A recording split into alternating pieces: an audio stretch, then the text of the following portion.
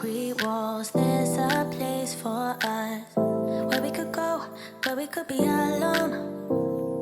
Between city lights, we don't have to hide. I wanna go, do you wanna follow? There's something in the air, I can't explain it, but it's there. Ain't nobody gonna find us in our secret love affair. I don't wanna have to hide no more, it shouldn't be unfair.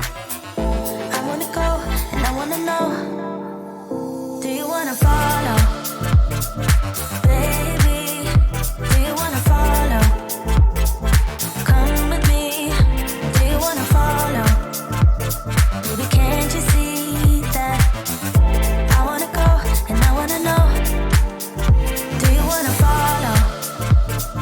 Baby, do you wanna follow? Come with me, do you wanna follow? Baby, can't you see that? I wanna go, and I wanna know, do you wanna follow? I can't understand why we can't hold hands, but they don't know what we have is real love. Aren't you sick and tired of having to hide? I know a place, do you wanna follow? There's something in the air, I can't explain it, but it's there. Ain't nobody gonna find us in our secret love affair. I don't wanna have to hide no more, it shouldn't be unfair. I wanna go, and I wanna know, do you wanna follow? Baby, do you wanna follow? Come with me, do you wanna follow? Baby, can't you see that? I wanna go, and I wanna know, do you wanna follow?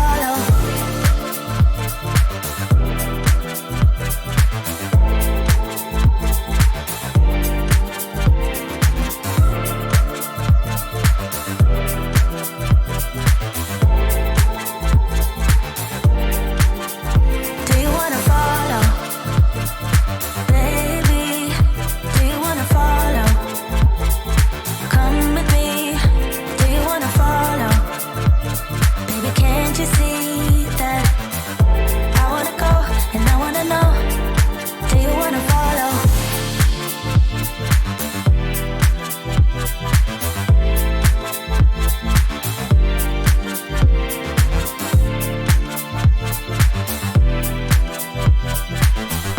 What's up, you guys?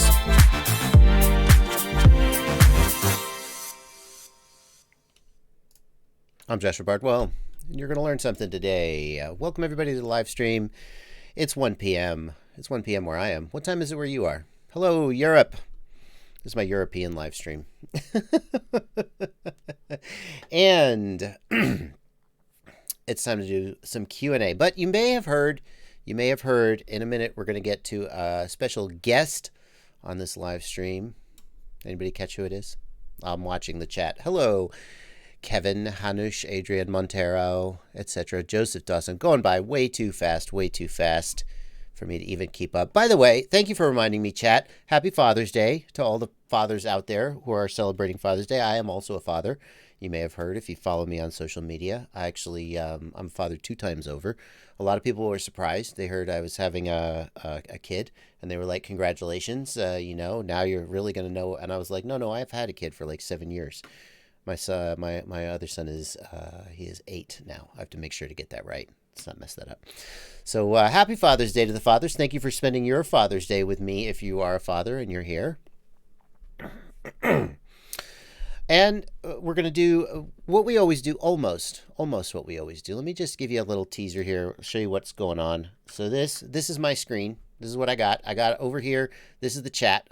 This is the chat right here. 5 kids, slow-mo FPV. I have only 2 kids of my own, but I come from a family of 5 kids. So I don't know how my parents did it, and I don't know how you are doing it. But I mean, I guess, just things happen and you deal with them. So. But yeah, 5 kids is a lot of, I don't even know how you keep up with that many kids. Anyway, moving on. This is the chat. This is the chat. This is where you're going to ask me questions and I'm going to answer the questions. And the chat does go by pretty quickly. Skadoosh is in China. Father's Day is over in China. because they're 12. They're living in the future. That's why they're no, anyway. Those questions do go by pretty quick. If you want to call your question out, if you want to make sure I notice your question, or if you just want to socially obligate me to answer your question, you hit this $ right here. That's a super chat. You throw a couple bucks and your question gets pulled out into the super chat window, where I will then definitely 100% get to it. The other thing is that this is hello live stream, hello patrons over in the Discord. This is my Discord. I have a Discord server open to my patrons. Simon Saucy wants to know if my kids fly. My son flies a little bit in the simulator. He is most interested in doing flips and rolls and not actually flying. So he just punches the throttle, does a flip, a roll, and thinks he's done. So he's like, yeah, see, I'm good. So I will also be answering questions. I have a live stream chat channel on my Discord, and that's what we're gonna do. We're just gonna take questions. We're gonna answer questions. We do that for about 2 hours, and then at the end we all go home, or some of you stay in the chat. I don't know, but today we got something a little different because I have a guest with me today. So have you heard about? By the way, I see questions coming in. Smart Audio 2.1 with Betaflight. I definitely am going to take some time in this live stream to answer your technical questions. But I heard yesterday that the Orca FPV Kickstarter went off, and somebody was like, can you believe how fast it sold out? So hold on, let me pop the screen up over here. So this is, in case you're like living under a rock, this is the Orca FPV-1 FPV goggle. Orca has been making waves. I went and visited them in Las Vegas at CES, Consumer Electronics Show, and got a first look back in January. They have continued to do whatever they're doing, and they did a Kickstarter. And it's interesting because whenever somebody shows a new product, people are like, oh, that's good, I would buy that, but you never know. So when they said they were doing a Kickstarter, I was like, here's where we find out if people are willing to put their money where their mouth is. And apparently they did, because holy crap, like one day into the Kickstarter, they've raised $239,000, pledged of $33,000 goal. So I guess they met their goal. And, so I've asked this fine gentleman to be, let me get his window up. I've asked this fine gentleman to be with me. Who are you, sir? And why are you here? Hi, my name is Srdjan, and you're going to learn something today. Hi, Srdjan. Hi, Joshua. So I'm the CEO and co-founder of Orca, and thank you for giving me an opportunity to answer some of the questions of your viewers. Yeah, and this is a Q&A. And I have, first of all, I want to say congratulations. Let me just, stroke you a little bit. Congratulations. The Kickstarter was, would you say, I think it was more successful than even you hoped. Yes, definitely. Yeah. So, what is the current state of the Kickstarter? I know you have a lot of different tiers. So yeah, I mean, we've sold out a lot of the perks, and we are so. I guess in a couple of days we'll be 10 times over our initial goal, which is awesome. It's a huge validation for us of what the demand may be down the line. In dollar terms, it's quite a lot. If you look at the number of backers and kind of correlate that to what we assume that or estimate that there are FPV pilots out there, it's still a tiny fraction of the whole community. So I guess that we're kind of reaching the core group of FPV pilots that have been following Orca and cheering Orca and supporting Orca throughout, ever since we kind of popped our heads from under the radar. And these are the people that will be basically the pioneers to try Orca and for the first, and then it's their opinion that's going to make this second wave of volume. So let's just run down for real quick for the people who maybe aren't, again, for the people who are living under the rock. Orca, it's a new FPV goggle. One of the things that makes it special is that you're focusing on the screen. Big screen. What's the field of view? 44. 44-degree field of view. OLED screen? OLED screens, 1280 Yeah. by 960. So it's the High highest resolution resolution. in FPV that you could find at the moment. So And 4:3 native, but it can also run 720p native because it's OLED. When you turn on the pixels up and down, you right. get perfect black, so you don't really notice it's not panel's native resolution. And that's it's fair to say that it's a central feature of the goggles. It certainly is the central feature of the budget for the goggles. uh, but there's a lot of other tech that we've managed to put inside the goggles. A lot of features that community has been asking for years, and a lot of the features that our fans have suggested to us. A lot of the features that we wanted to see in the goggles that we fly. So it's much more than just the screens. Yeah.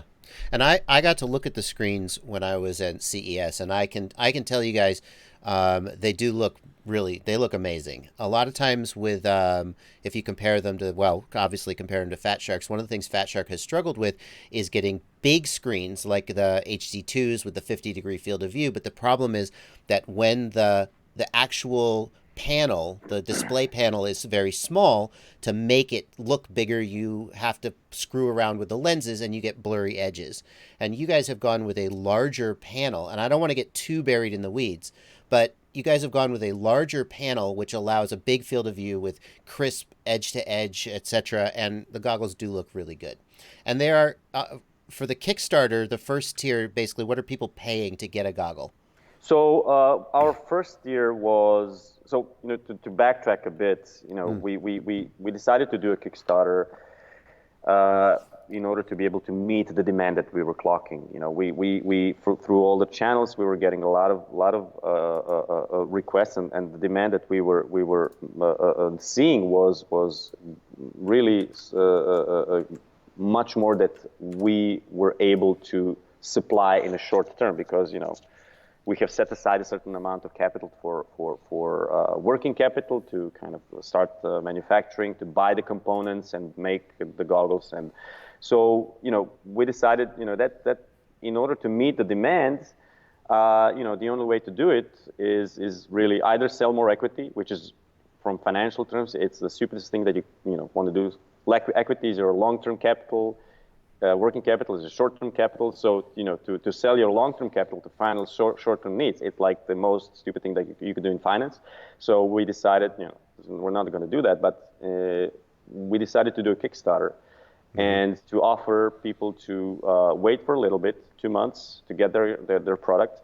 But in this way, we would be able to satisfy more of the demand that we were clocking. And for that, we realized that it would be fair to give a super price to those guys. So our suggested retail price is going to be $649, and we have been offering goggles for. Yeah, you just dropped out there briefly. I hope you come back. Looks like $499 to get the goggles under the Kickstarter price, and $650, I think he said. Oh, you're back. There it is. So $499 under the Kickstarter, yep. $650 retail. And yep. One of the questions that people asked when they heard there was a Kickstarter that I want to give you a chance to address is, if the company is financially healthy, then why run is the Kickstarter a sign that you're in trouble? No. So basically, as I said, we with the budget that we set aside for manufacturing, we could have satisfied maybe 1/4 or 1/3 of the material demand that we were registering, and that meant that it would take us 4 manufacturing cycles to satisfy the demand that was there. Or the other option was to kind of, so we did open up financial sources, some working capital credit lines that are made for this sort of thing. But we also decided to open up a Kickstarter. Big plus of a Kickstarter for us was we got to validate this demand. We are a new brand in FPV, and as I said more than a few times, maybe I shouldn't have said that, but we got into this too naively. You know, we went into this whole thing from the business perspective, completely ignorant. You know, the way you do it, you estimate demand, and you know, you do the maths around the product, and then you know, you see, you know, whether it makes sense to financially to build a product or not. We're engineers, and we just went into building a product without really knowing what size of the what's the size of the market, you know.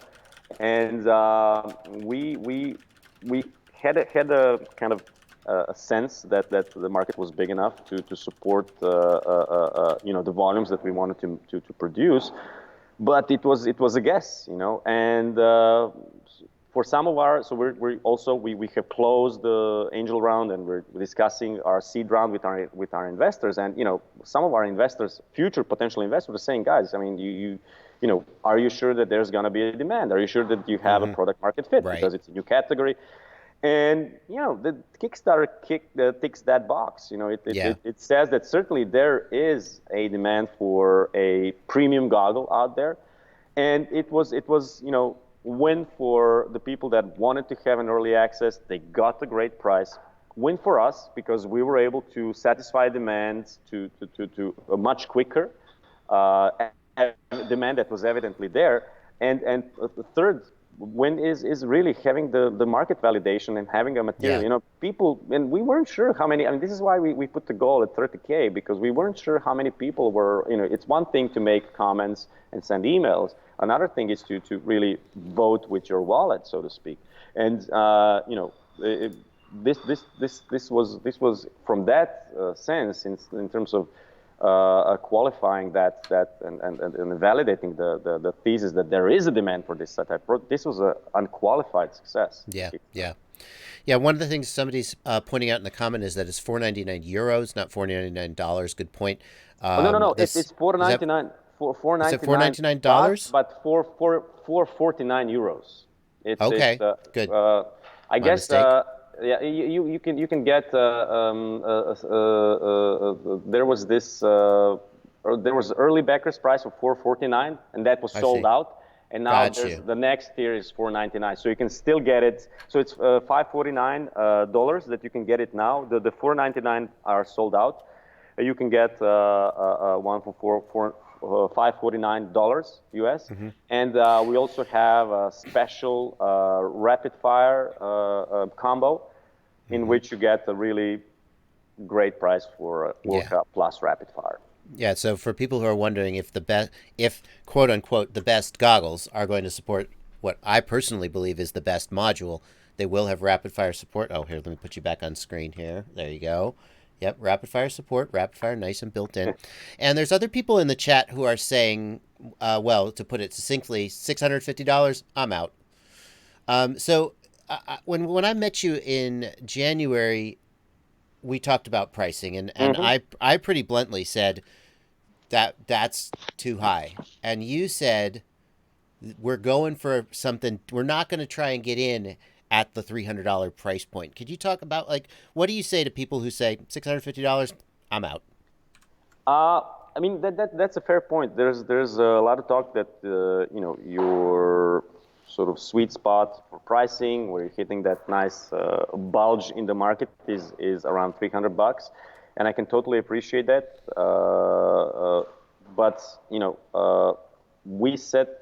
And it's about partly about what this company was about to begin with, which was about, you know, building long-term brand value in the FPV community. And you know, we couldn't go out on the market saying, you know, we're gonna do another average goggle. You know, it for us, it was either build the best product out there or just why doing it? And because if you think about it, today it's really hard to find a niche where you could, you know, realistically do a product which is going to be the best in its category. So you know, we went for that. Maybe it did not make economic sense. Maybe we could have made a better financial result if we went for a majority of the market. And short term, that would probably give the better effect, but this is about making a long-term value for the company. And yes, there's gonna. I mean, and when we discussed this in CES, I think you will remember that in our discussion, our estimated market price was much higher than It was. 649. I do agree. I'm Yeah. not going to say the number that you gave me, but it was higher than 649. Yeah. You did bring it down. And and that number was also aggressively priced, because if when you in hardware, when you do when you get your BOM cost and you get your product cost, That's bill of typically what you materials do, for anybody out there who sorry, missed that. bill of materials, and you add your labor to that. We're not going to add any R&D to that, amortization of the tools and etc. But when you add all these things up, you have to multiply that entry cost by 3 times to get, you need to pay your reseller. So the suggested retail price is like typically 3 times. That's like the rule of thumb in hardware pricing. And if we did that, the price would be much higher than the 700 was really aggressively priced. With 649, we're really pricing it even more aggressively. If you want to have the best panels out there in the goggles, you need to pay the price, because the best panels cost money. And we do have plans to have a junior model to the FPV-1. It's going to be a lot similar to the FPV-1. The major difference is going to be we're going to have smaller panels, smaller price, and that's going to be more affordable to people that really can't justify paying $650 for a pair of goggles, which I completely agree. I mean, this is perfectly understandable. The best analogy I could come up with, because I always try and think like, how can I think about what you're going for? And maybe it's not the same. Maybe I go, wow, this is an interesting decision.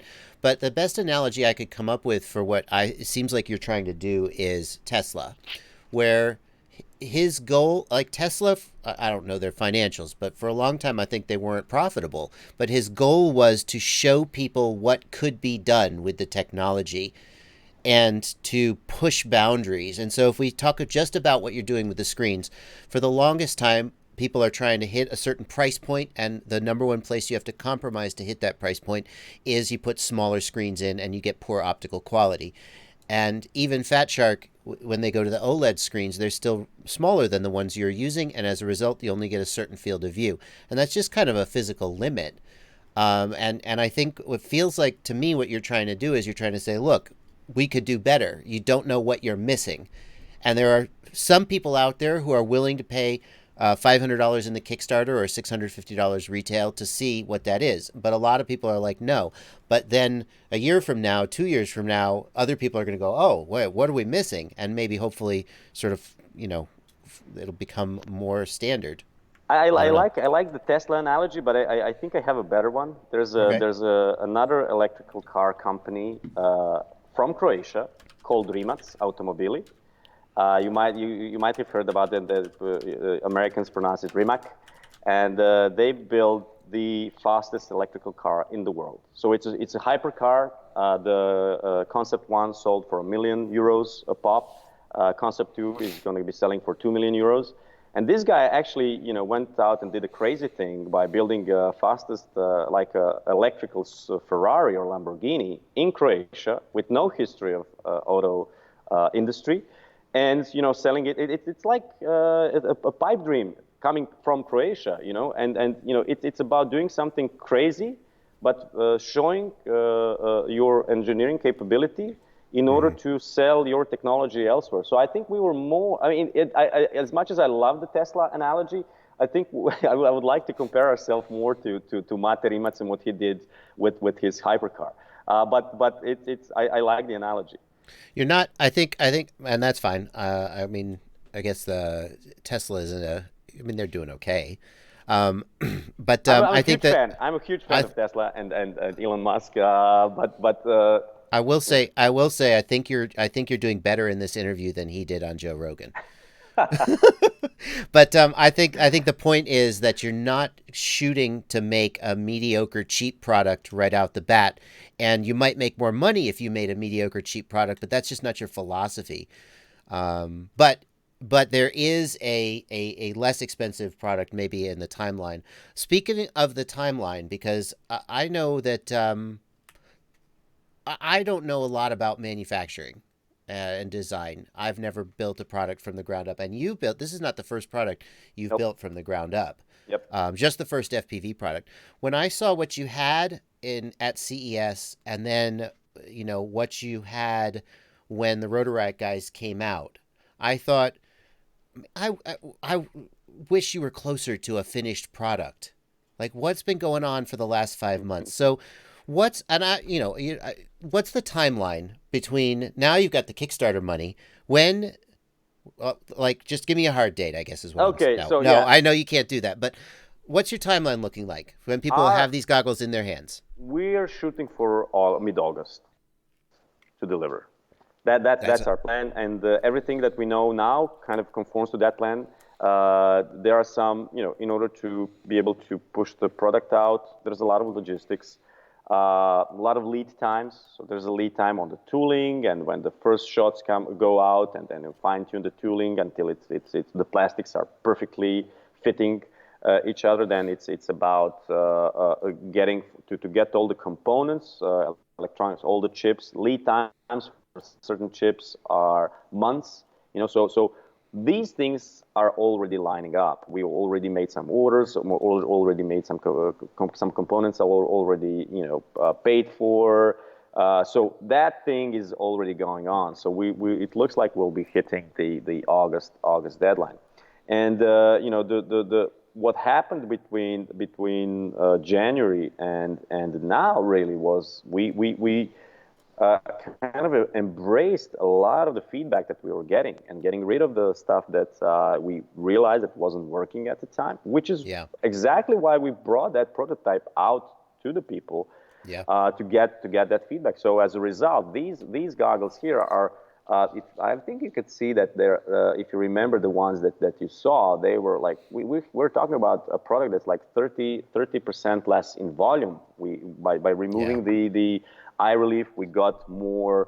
We could take out more of the volume in the nose, and that's just on the mechanical side. On the electronic side, it's when engineers take over and not the businessmen. We get an email from a guy with a cool idea, and we're like, that could be awesome to have in the goggles. And it's just there was a lot of engineering, I guess, and So one of the risks, and this is a risk with Kickstarters, and with business in general, is that you get in a situation where you're constantly refining the product, making it better, and at some point you just have to feature freeze and you have to release the product. Yep. So are you guys at the point where your feature froze? Oh, our feature froze. Yeah. Okay. Yeah. We hit that a couple of months ago. No, not a month ago. And it was really the last couple of weeks was really a sprint to refine the. Most of my time went to really working with our engineers to refine the mechanics and work out how the parts are going to be tooled in an efficient way, in a way that would enable us to assemble the goggles, in a way that mechanical parts, when they are molded, will be working as you would expect, $650 goggles to work. When you're moving your IPD, that you get that really nice clicky sound, you have precise movement of your engines, that sort of detail, and maybe some other more mundane details like what type of foam are we going to have, how many sizes we're going to have, that sort of stuff. So for us, now what remaining on the roadmap of major things is just going to be firmware development. So a lot of the features have been done to the extent where we are happy with them. What we need to finish in the next couple of weeks is going to be DVR. So we'll be able to show some of that nice HD DVR footage, and we will. So I guess that we'll be able to. One thing that we kind of, when we talk about features, and we were all focusing on the screens, which is fair enough. They're the biggest cost, but image quality, blah blah blah. But a thing that we didn't really talk about was we have a lot of processing power in the goggles as a result of wanting to do a number of features that people wanted. And we realized that we could add some pretty cool features just by firmware updates, So for us, it's going to be until the launch.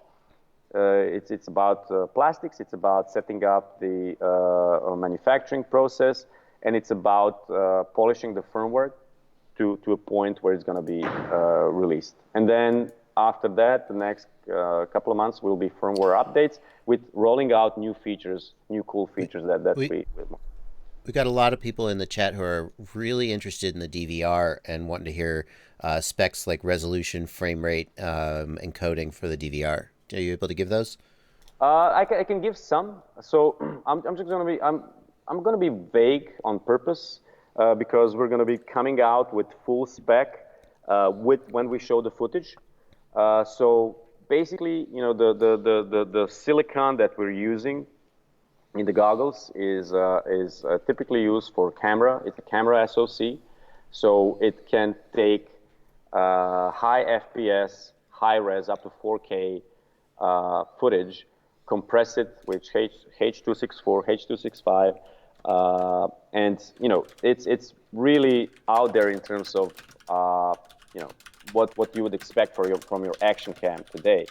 On the FPV side, we just need to capture that composite input, that PAL NTSC analog input, which is 525 TV lines at really low refresh rates, and just not have it deteriorate on the DVR. If you want to feed 720p, 180p footage via HDMI, you're going to be getting that high def footage on your DVR.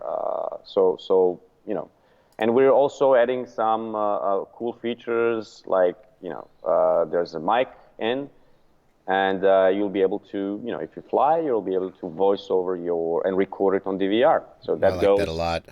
I've actually wanted that on Fatsharks for a while because I often talk while I'm obviously, and even if I have like a real camera recording, so I just need the audio to help sync the DVR video so an audio track with local audios is big. That's a really nice feature. I like that. Yeah, I think that you were among the people that suggested that in Las Vegas, and we said, yeah, I mean we can do it. The hardware is there. We just need a bit of rewiring. So we did a bit of rewiring, and the rest is just writing the code.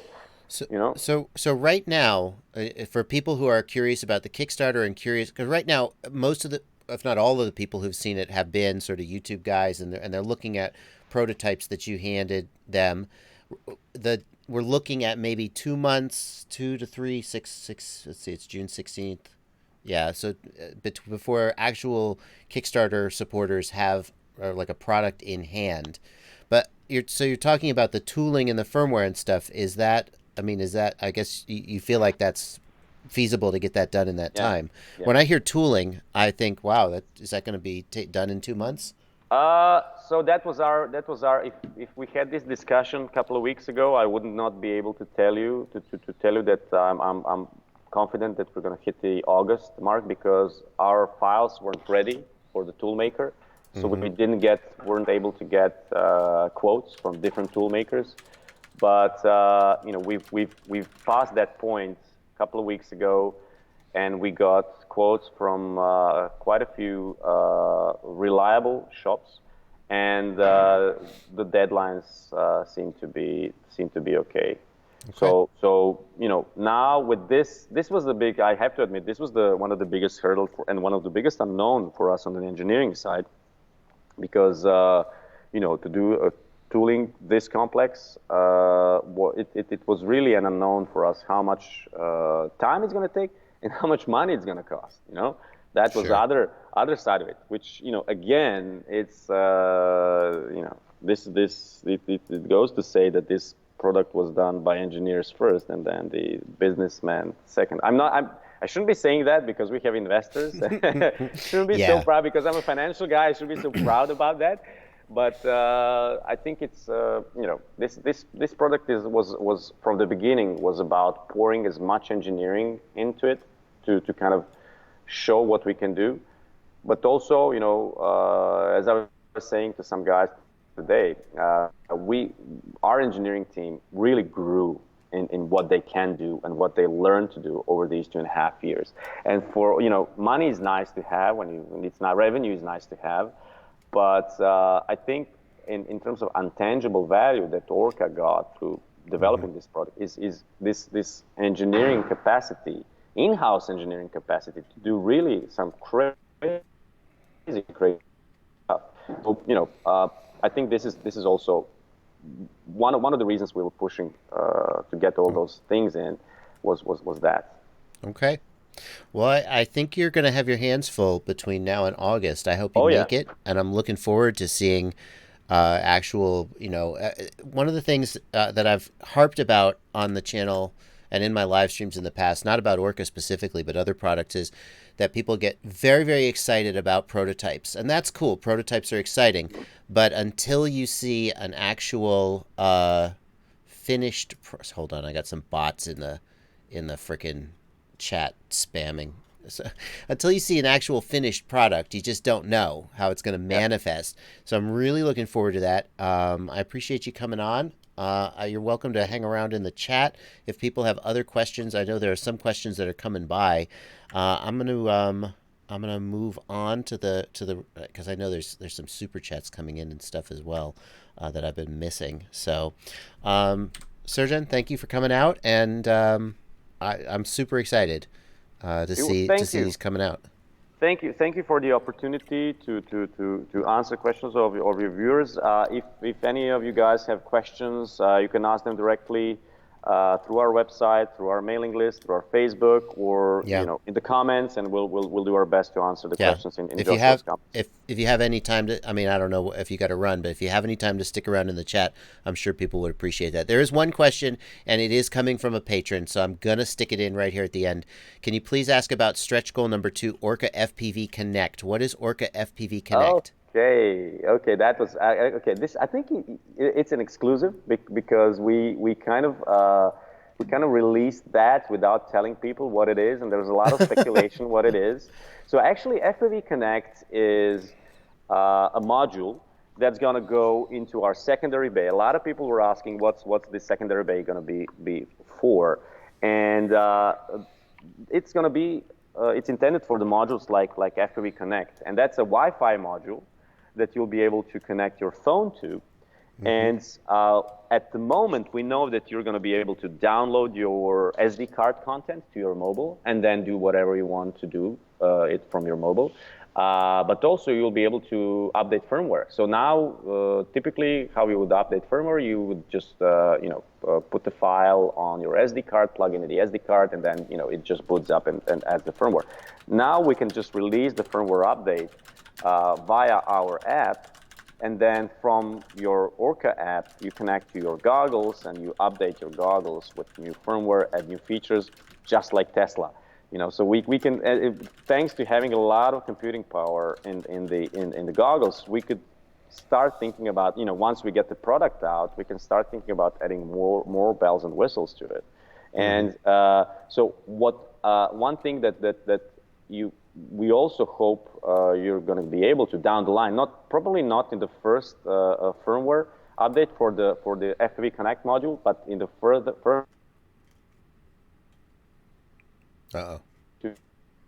He's breaking up. Phones, and maybe, can you hear me? Hello? Yep, got you now. Yeah. So maybe one of the features that we're hoping to do we're not sure whether we're going to be able to do it in the first firmware update. Is to allow you to stream via the module to your phone, so people will be able to see your FPV feed, or potentially even from the app, you will be able to stream it live. So that would be an awesome thing to do. And this is as soon as we get the product FPV1 in the hands of our early backers, we're gonna start working on those updates to kind of build more value in the app. There's one more question that's come up enough times, and Jesse Williams also gave a $2 super chat. Thank you, Jesse. There's a difference in the warranty between the U.S. and the EU. The 1-year warranty in the U.S., 2 in the EU. Is there a reason for that? And is there any chance of U.S. customers also getting a 2-year warranty? EU is more strict, so this is a minimum warranty in the EU. So we need to adhere to that, and it's easier for us to handle EU warranties because we are an EU company. So people can ship stuff to us more easily, more quickly, and we'll be able to support the warranty cases more quickly from within the EU. But also, in the States, what we need, what's another work for me as a CEO, because I'm handling that stuff as well, is building relationships with retailer or resellers in the States, and building support a network in the States as well. So I can't make any promises, but if it's feasible to do extended warranty in the States, we're definitely considered. But our intention is to offer you a product that's not going to need a warranty. Right. Well within, and it's all about quality control, and it's all about the process, and this is what's the biggest hurdle for us now. That's the challenge, engineering challenge, that we're gonna be tackling now. Sorry, I'm managing. There's some bots in the chat, and I'm killing them. That's why I'm not paying attention to what you're saying right this second. I need more moderators. Let's see. Hang on. Get rid of this guy. Hide user on this channel. Okay, they'll be back. They'll be back. Hide user on this channel. Okay, now almost. Alex. Where's Alex? Alex is my producer. I don't know if you guys know this. Alex doesn't really exist. How many of you guys have been fooled all this time? Alex is a joke. Alex, I even stole the joke. I stole the joke from Dr. Disrespect, who makes fun, who yells at his producer Alex off camera. I thought I was so amused that I stole that joke. Now I've told people never mind. Santa Claus is never mind. Just let's move on. All right, Surgeon, thank you so much for coming. I'm gonna move on and answer some chats about other things. I'm very excited. I'm legitimately excited. I'm not just saying that because I like you. I'm legitimately excited to see the Orca FPV1 out on the market. To see the image quality that I saw at CES in a production product, and just to see somebody finally saying, what would I make an FPV goggle look like if I didn't have sort of preconceived notions about what you can't do. So I wish you the best, and if your Kickstarter is any indication, then you're gonna be a great success. So thank you so much. Thank you very much, sir. Alrighty, bye. Okay, bye. Alrighty, guys. Okay. Alex Dalton asks, "Hey, do you shake your batteries?" Alex, that is a April Fool's prank put out by Final Glide that continues to pay dividends to this day. Shaking batteries is a joke. I assume you're also making a joke, but just in case, now you know. All right, guys. Well, that's going to do it for that. I am curious, now that he's gone. No. I'm curious. We're not going to spend... What do you mean? Hold on. Oh, shit. Hold on. Sorry, guys.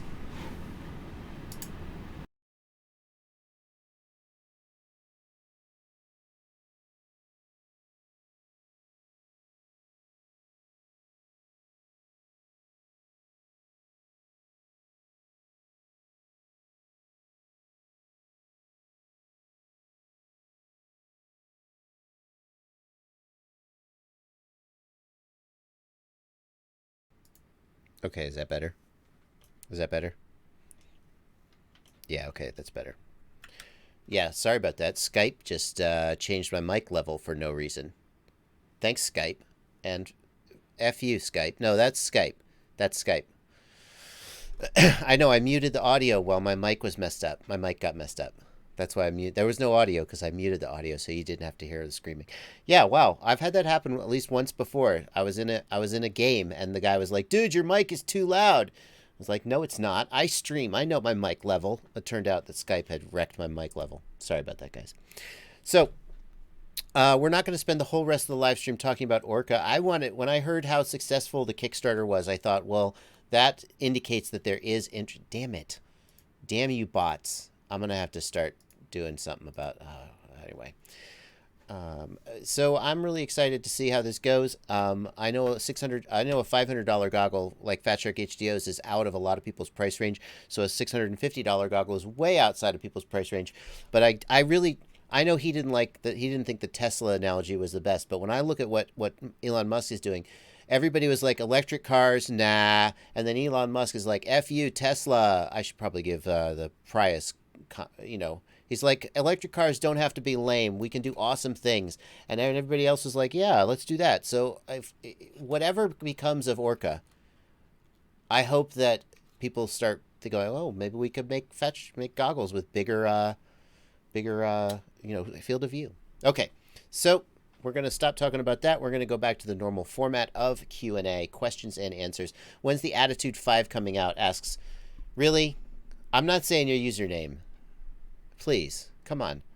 When is the Attitude 5 coming out? That I have heard retailers say they should be getting their shipment in about 3 weeks. At least one retailer, a customer asked a retailer, and the retailer told him about 3 weeks. So that's it.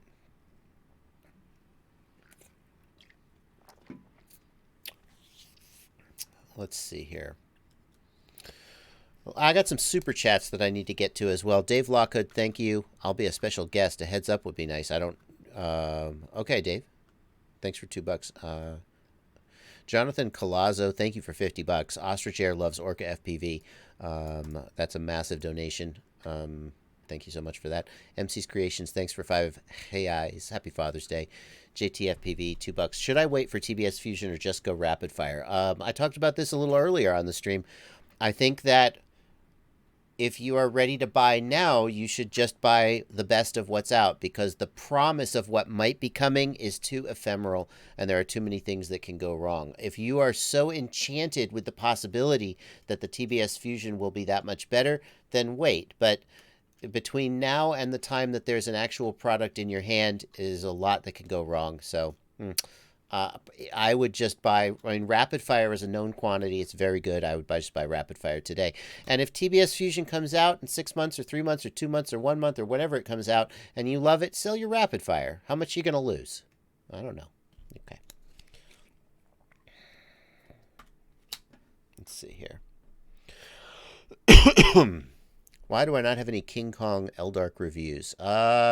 Mike Alexa, there are so many good products out there. I don't have time to review them all. It's tough to make a product stand out.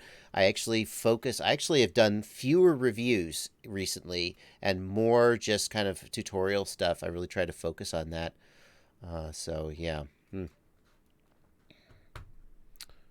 Let's see here. What's the best receiver for an FSI-6 radio? I have the FSI-6B. It takes up too much room and is too blocky. I do agree with that. Fly Sky, I think a good receiver is the Flit 14 Plus. This one, the Flit 14 Plus, is a good small Fly Sky receiver. This is also another one. The X6B is not bad. The X6B is actually fairly big, although compared to the IA6B, it's not that big. I like the X6B. It's got nice plugs for everything. In fact, I believe it's even... Yeah, no, I'm wrong about that. Never mind. So it's got plugs. It's got easily changeable antennas. It's a little big. It's about half the size of a flight controller, so it's not very small. But for $10, I think it's a pretty solid receiver.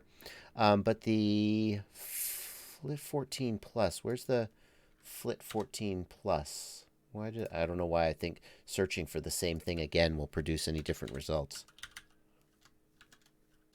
Just highlighted the search results and hit enter as if something different would happen. Why can I not find the Flip 14 Plus? That's a really small receiver. No. Is it the Flea 14 Plus? That's it. I'm misspelling it. It's not. Come on now. There we go. I found it. The Flea 14 Plus, FLI.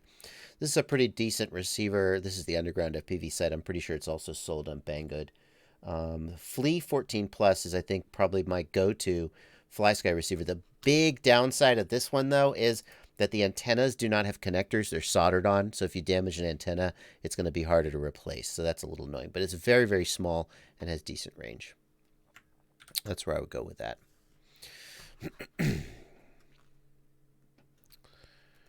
$5 from Capstad for using ephemeral correctly in a sentence. I have a great vocabulary, Capstad.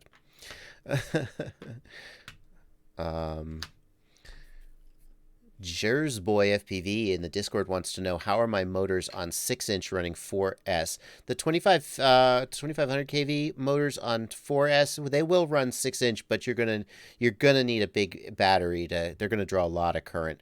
The 1750s, I mean, the 1750s would be great for a cruiser. 6 or 7-inch on 4S, the 1750 JB motors are actually really fantastic. The higher KV motors on 4S running bigger. On 5-inch props, the amp draw is manageable. Once you get to 6-inch or bigger, it's going to be hard on your batteries. That's what I would say. Adrenaline Films wants to know, when is the quad build kit for beginners going to be in stock again at Rotor Riot? It is probably, I'm sorry to say, it's probably not going to be in stock, but hold on, don't go.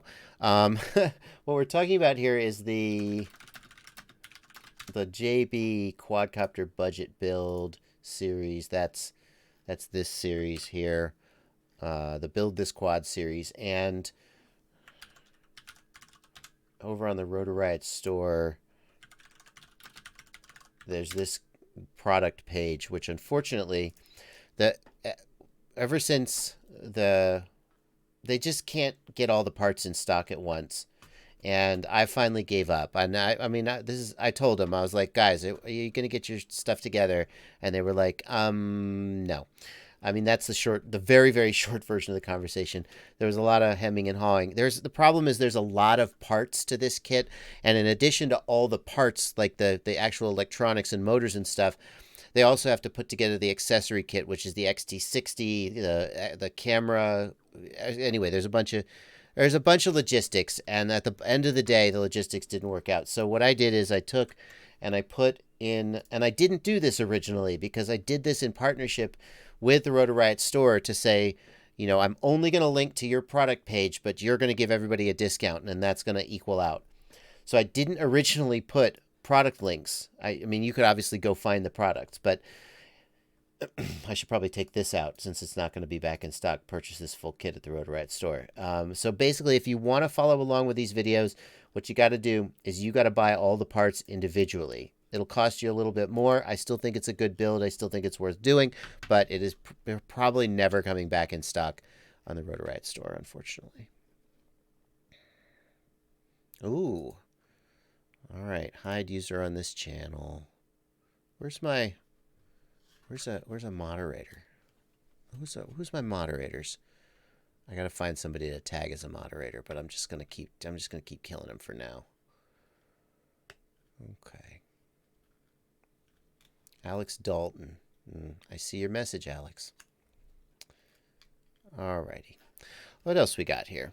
Am I going to talk about the Toothpick Featherweight Micros? What do I think about them? One wheel wout. I think the Toothpick is really fun.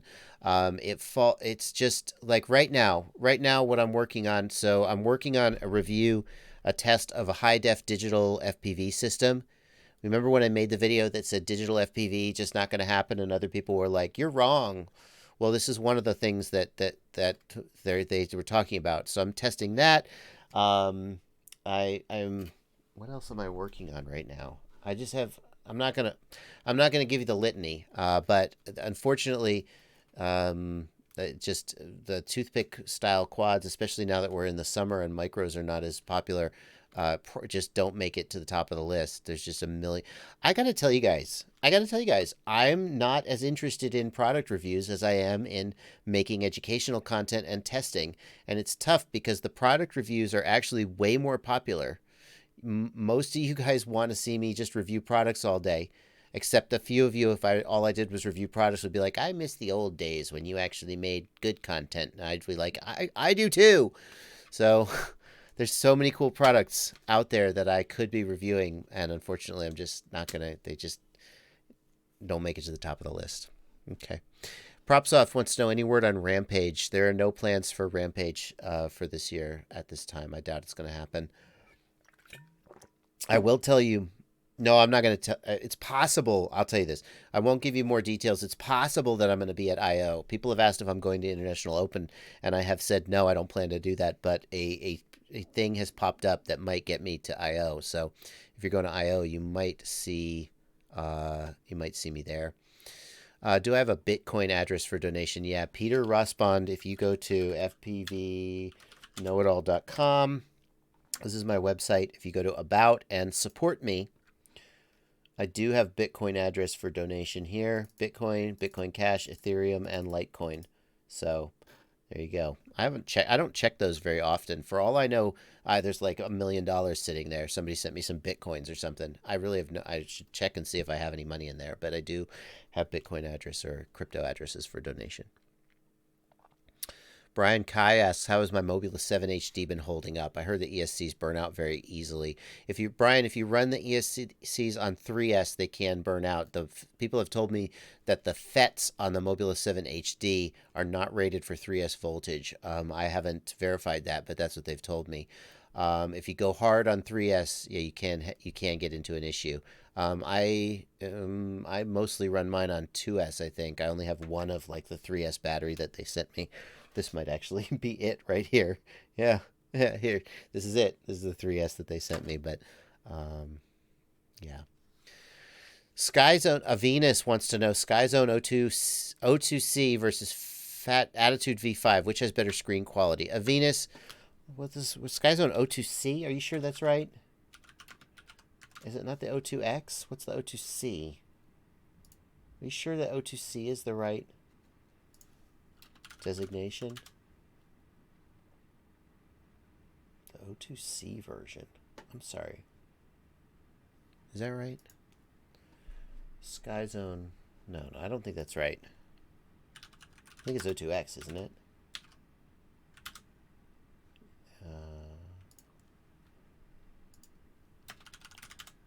Skyzone O2X goggle. So the question is Skyzone goggle versus the Fatshark Attitude V5. Which is better image quality? The field of view on them is pretty similar. The Skyzone has higher resolution. The Fatshark Attitude you know what? Where's the goggle? Haven't I got them right here? I mean, I guess I don't have I don't have a freaking transmitter set up. I think the Skyzone isn't bad, but I think anybody who looks at them will tell you that the OLED screen on the Attitude has better colors, more saturated colors, better contrast. Obviously, that's the whole point of OLEDs. When I spend time looking at an OLED goggle like the HDO or the Attitude, the first thing I notice is that it's a warmer color temperature. I don't know if this is just Fatshark or what, but it's got a little bit of a more red color temperature, but your eye quickly adjusts to that. When you go back to an LCD goggle like the Skyzone, the picture looks really washed out. And you do adjust to that, you know, but I think the Attitude looks better.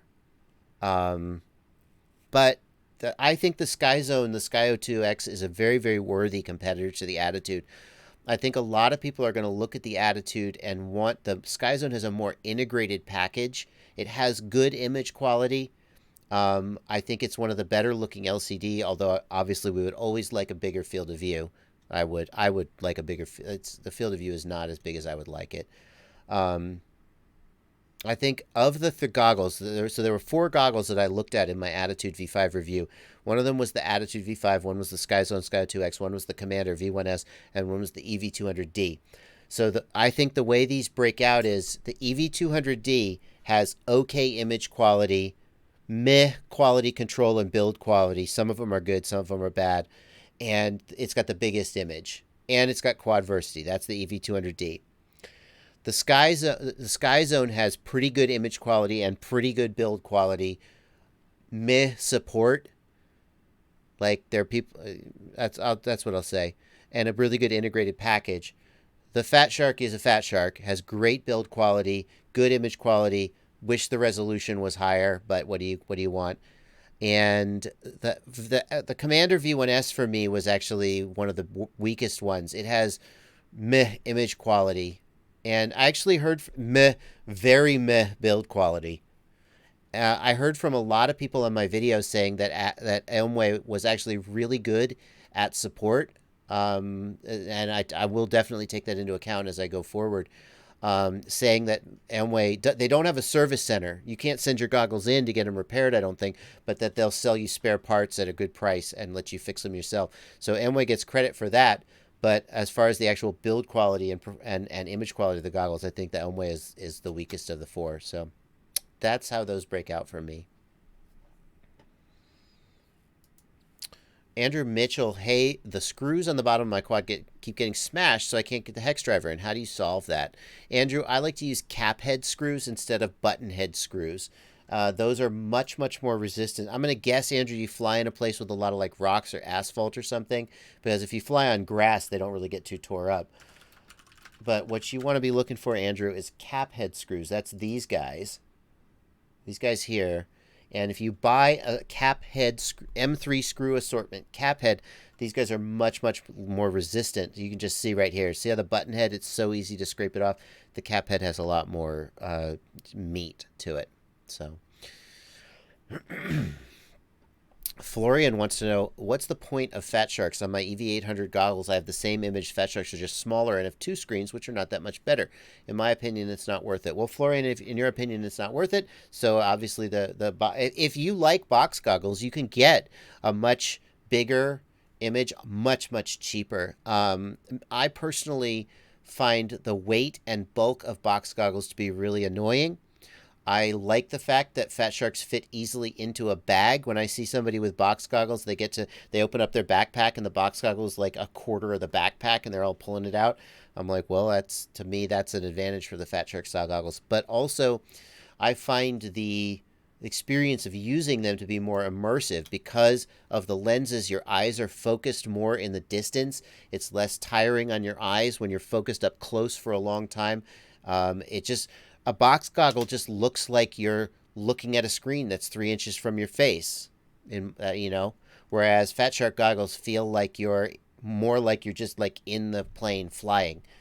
That's my opinion. Okay. Let's see here. RunCam 5, Matt's RC Addiction. I'm working on a RunCam 5 video. Yes, I'm working on it. Hold on.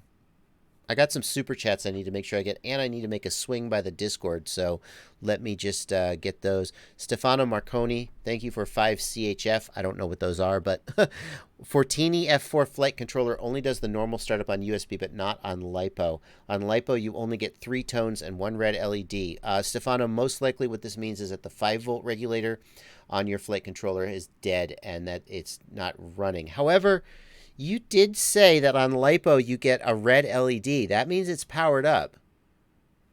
But, So, if you flash the wrong firmware to the flight controller, like the wrong target, you can get a situation where you get 1 LED and it doesn't function, but you just reflash it and it's fine. But you said it works on USB, so that tells us that it's got the right firmware on it.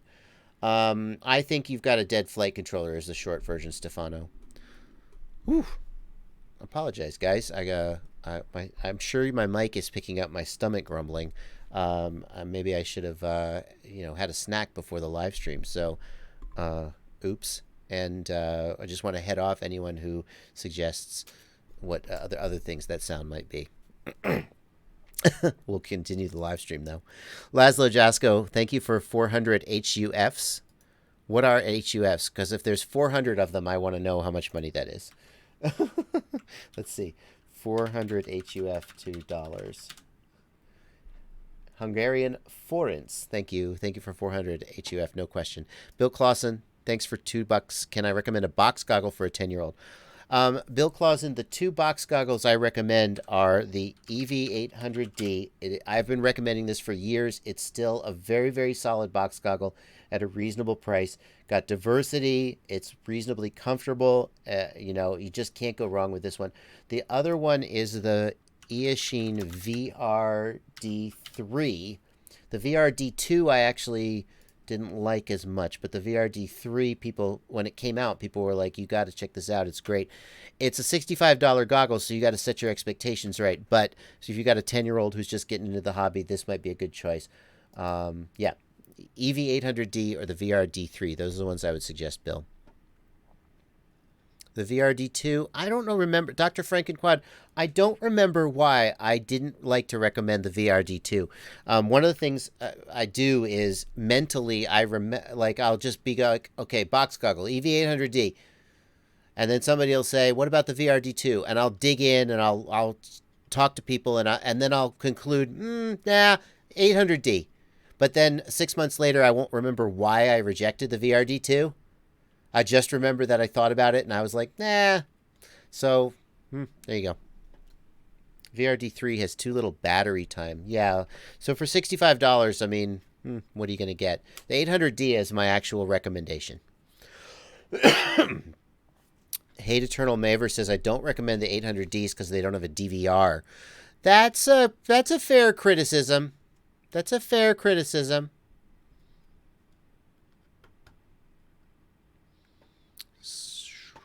Let's see. What's a good upgrade to the Amway Commander V1, Jildor? That's a tough one, Jildor. The Commander V1 is a solid goggle. The question is, what's a good upgrade? By the time you've already got a Commander V1, like, would a Fatshark Attitude V5 be a better goggle than a Commander V1? I think so. I think so. The build quality is really better. The image quality is better. But is it a $300 upgrade?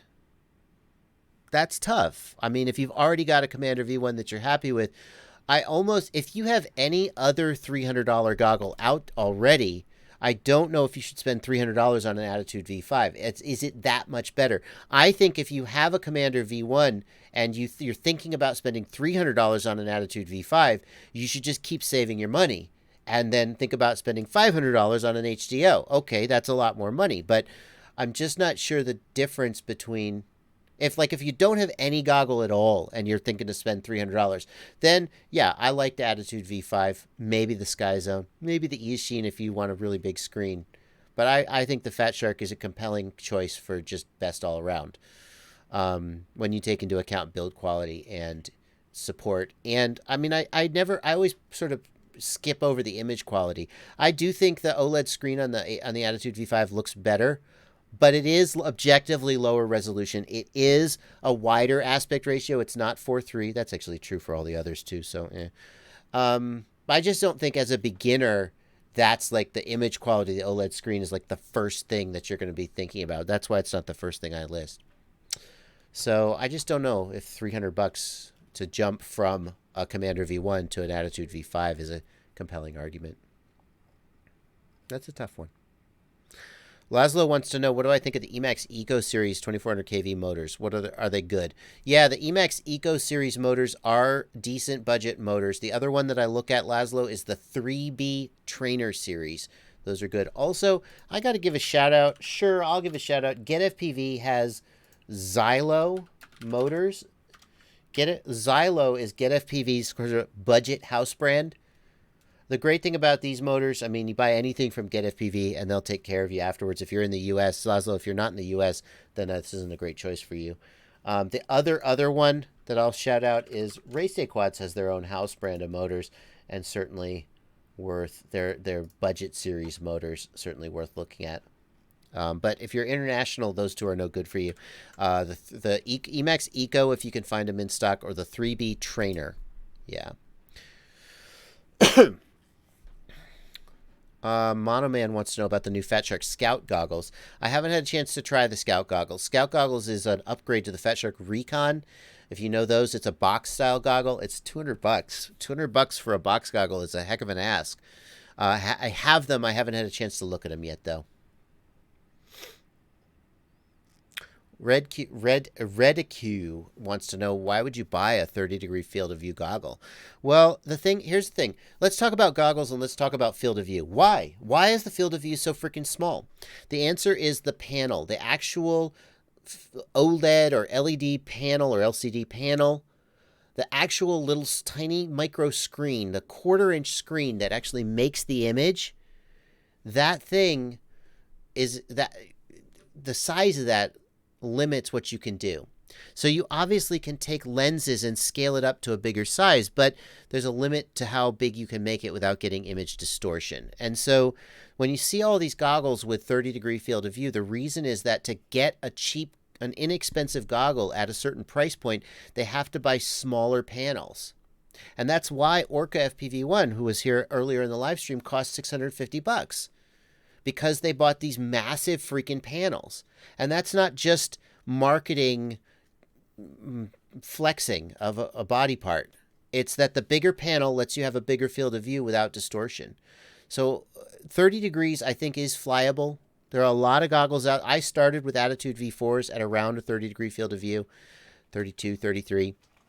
Bigger is better, but I think that 30 degrees is usable. You can get an okay experience, and that's just what you're stuck with at that price range. Pardon me.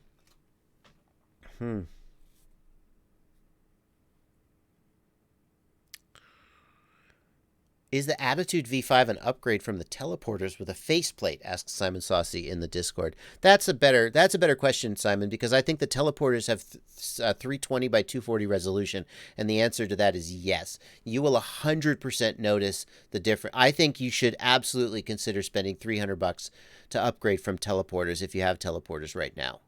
Definitely. The 640 by whatever you have, 640 by 848, 848 by 480, or 640 by whatever that is, I definitely think you will notice a difference in that upgraded resolution. Let's see here. Back to the chat. Back to the regular chat. Been hitting the super chats in the Discord a little bit. What's going on, Dav? Can I help Scott Granger? Scott Granger is looking for a download of CleanFlight V1 for an SP Racing F3. I can only find CleanFlight V2. Oh, you know why, Scott? I know why. CleanFlight rebased against Betaflight. So the way GitHub works is that you got a repo, a code base, and then other people sort of build off of it. And Betaflight sort of forked off of CleanFlight. And Betaflight kept developing and developing and developing, but way back at the root of the tree, or the branch of the tree, it was based on CleanFlight. Betaflight, and then what happens is they do these things called merges. No. Oh, I don't know GitHub. I'm sorry, GitHub fans. But basically, as Betaflight does development, then CleanFlight goes, oh, I'll take that, I'll take that, I'll take that. And that's the beauty of GitHub. Well, eventually Betaflight got so far ahead that CleanFlight just went, all right, screw it, you win. And CleanFlight did a thing called a rebase, where CleanFlight forked off a Betaflight. See, so there was CleanFlight V1, and Betaflight branched off of it, but then CleanFlight V2, there were just so many changes that the CleanFlight went, fine, we're just going to start with Betaflight and we'll go from here. So the reason you can't find the old version of CleanFlight V1, Scott, is that it's a totally separate repo. I don't know where you could possibly find it, Scott. I guess the question is, why do you want CleanFlight V1, Scott? You need a driver for an SP Racing F3? Scott, do you mean the CP210 driver? For your computer? If you need the driver to let you connect to USB, it is the CP210 driver, and you can download that. You wouldn't get that from anywhere. You wouldn't get that from CleanFlight.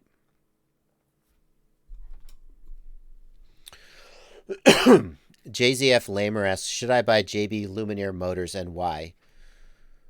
For real? Thank you, JZF. You'll receive your payment. I'm not going to answer. I'm not going to be so self-serving as to just spend 5 minutes talking about that. What I would say is take a look at my review. Take a look at my review of the motors. Oh, that's not.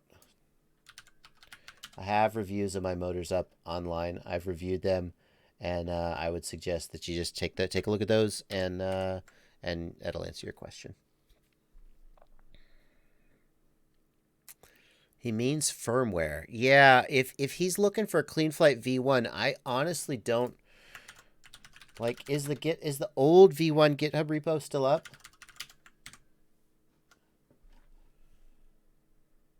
Is the old GitHub repo still up? I mean, here's CleanFlight.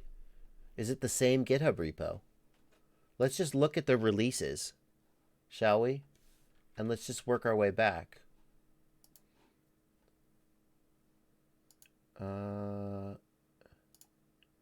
CleanFlight V2.2. Can I just... I'm going to guess at this tag and cross my fingers that I'm going to be able to make it work. Oh, there we go. There's 2.0.0. Here we go. Bingo. There you go. Here's 1.14 right here in the GitHub repo. Yay, GitHub. So it looks like 1.13 was the last final version. 1.14. No, hang on. There we go. Bingo. 1.14. Got it. Boom. Right there in the... There you go. There it is. Is it actually there? Are there actually... Yeah, here you go. SP Racing F3. Boom. There it is. Hey, don't ever say I don't do anything useful on these live streams. There is your link to the firmware right there. Got it. CHF is Swiss francs. Thank you, BLHeli FPV. Ion FPV. What do I use to update ESCs to multi-shot? What ESC is it, Ion FPV? Jildor in the Discord wants to know, would you put a Unify Pro 32 in a quad? It's 37 by 25 millimeters, which is pretty big. Or should I stick with a normal Unify Pro? I mean, Jildor, no, the Unify Pro is a great video transmitter. So, I mean, you won't go wrong with it. The Pro 32 has all the new advanced features, right? 37 by 25 is pretty big. One of the things I've always liked about the Unify HV is how freaking thin it is. So...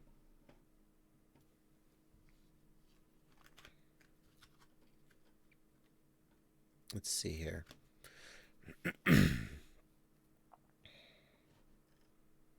Where can I find Motorsport APS gives £5 and asks, where can I find BLHeliSuite, not BLHeli 32? Let's see what we can do about that. I think if you go to the GitHub right here, BLHeliSuite releases. No. Is it here? BLHeliSuite.wordpress.com. Yeah. No, that's BLHeli 32. Hold on. BLHeliSuite 32. Now I'm on the Google Drive. Yeah, it's here. Yep. So you'll go to this Google Drive to get Motorsport APS. I'm going to paste this link in the chat. You go to that Google Drive, and it's right here. BLHeliSuite 16714.901.zip. That's it right there. That's the one you want. Thank you for your donation. Rick, what do you mean, Rick? Rick says I have your balance board, but only XT64S. I had to buy another. Plans to make a Mini S XT30 or 60. Nobody has that. Or are you getting out of doing JB products? Rick, I'm not getting out of doing products as long as they're, oh, sorry. Hello. As long as there are interesting products, I mean, I'll be doing, wherever I think I can contribute value and extract money. I feel like that's fair. So if there's products that I look around and go, why has no one made this? Then I try to figure out how to get it made, and I put my name on it, and I charge you a few bucks for the privilege. So no, I'm not getting out of products. At the same time, I'm not like just making products just to get paid. The reason we're not doing multi-voltage is, number one, it's a safety issue.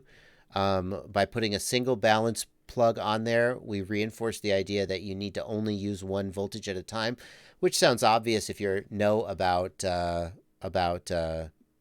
parallel charging. But the other thing is that the way we would have to do, so we don't want, one of my original idea to do a single voltage balance board is that if you look at a typical balance board, the balance plugs take up, I mean, not balance board, parallel charging board. If you look at a typical parallel board, the freaking balance plugs take up so much space. And I literally looked at one of these and went, what if we just made one with only a single voltage? Then we could get more of them. And so you'll see a typical balance board has 4 or 6, but mine has 10. Because I've just had gobloads of 4S batteries and was like, well, I don't need all this garbage. I don't need this. So that's why we make them with only a single balance plug. Now, some people have pointed out that you can plug in other balance connectors here. You can. If you get a 6S JB board and you just take a diagonal cutter and you cut away the balance plug housing so you can plug other voltages in, it will work. Our official stance is that that's not supported, because then if you accidentally plug the wrong voltage in and burn your house down, we don't want to be responsible for that. But what I would say to you to do, I would not tell you to do this. But what you could do without my consent is buy a 6S JB board, just take a diagonal cutters and nip away the housing of the balance connector so that you could plug a 6S, a 5S, a 4S, etc. The little pins won't get in the way. And then you could do whatever. Just make sure to always plug the balance plug in correctly, or you'll have an issue. Well, it does have polyfuses. They will protect you. But see, this is why we don't officially recommend this. Moving on. Pippy FPV, thank you for re-asking your question. I saw it. I wanted to answer it, and then I just, things go by so quickly. Pippy FPV wants to know, why don't I get above 100 amps on my 600-gram freestyle rig? I've calibrated it. The answer may be, Pippy, that so every current sensor has a certain maximum value that it can read. And actually, the resolution of the current sensor is inversely proportional to the amp reading.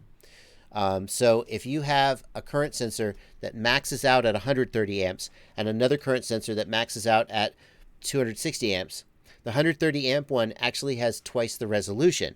You take the same, you see what I mean? Now, it turns out that you're like, oh, well, maybe I want more resolution. It turns out that even if you have like a 230 amp sensor, then the resolution is still fine for what we're doing. We don't need tenths of an amp, or, we don't need milliamp resolution, and we're not going to get it anyway. But probably what's happening is that you have a current sensor where the max value is 100 amps, and you're maxing it out. This could actually be a bigger problem than you think, because when you go over 100 amps, you're driving excess voltage. The current sensor works by measuring the voltage on a pin, and the voltage is proportional to the current. When you exceed the max current rating, you're actually driving excess voltage into the pin, like on the flight controller. It can actually, in extreme cases, it theoretically could burn out the current sense pin on the flight controller. So what could you do? Well, here's one thing you could do. Hang on. Let's see if I can find this video. Wow, this is an old video. What you can do if your current sensor is too small is, this is an old video. I'm so excited you brought this up.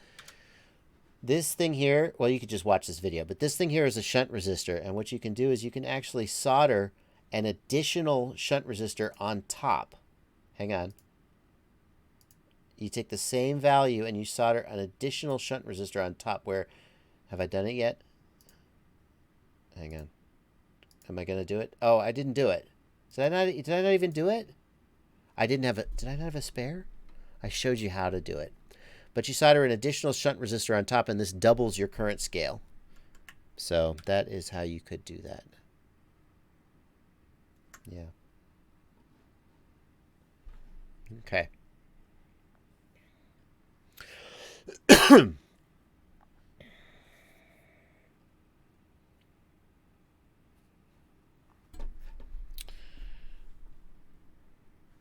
Let's see. Scott Granger, do I just plug the F3 into CleanFlight, then flash that hex file? Yes, that's exactly what you do, Scott. You're going to download that hex file. You're going to, in Betaflight, you're going to do load firmware local. You're going to select that file, and then you're going to flash it. That's exactly right. R12 wants to know, can dynamic power cause my quad to fail safe at about 600 meters without anything in the way? Sure. I mean, anything's possible, R12. Are you using Crossfire or R9? Ooh, let's wait for the answer. Everybody I know who flies typical sort of FPV mini quads turns dynamic power off. Dynamic power is good for a fixed wing where, this is my opinion, the TBS rep might disagree, they might agree, I don't know, but dynamic power is good for a fixed wing where if you get a slight glitch as it changes power, the plane just keeps flying itself. But a mini quad where the minute you lose power, you fail safe, you fall out of the sky, I don't think dynamic power is the right choice. I have mine set at 250 milliwatts, and I just leave it there. If you're over 250 milliwatts, maybe then you might need to use dynamic power. When when Stingy first got Crossfire, we were talking about it, and he said there was a recommendation that at 500 milliwatts, 1 amp, 2 amps, you can be putting out so much power that if you're like just standing next to the quad on the ground, it can damage the receiver.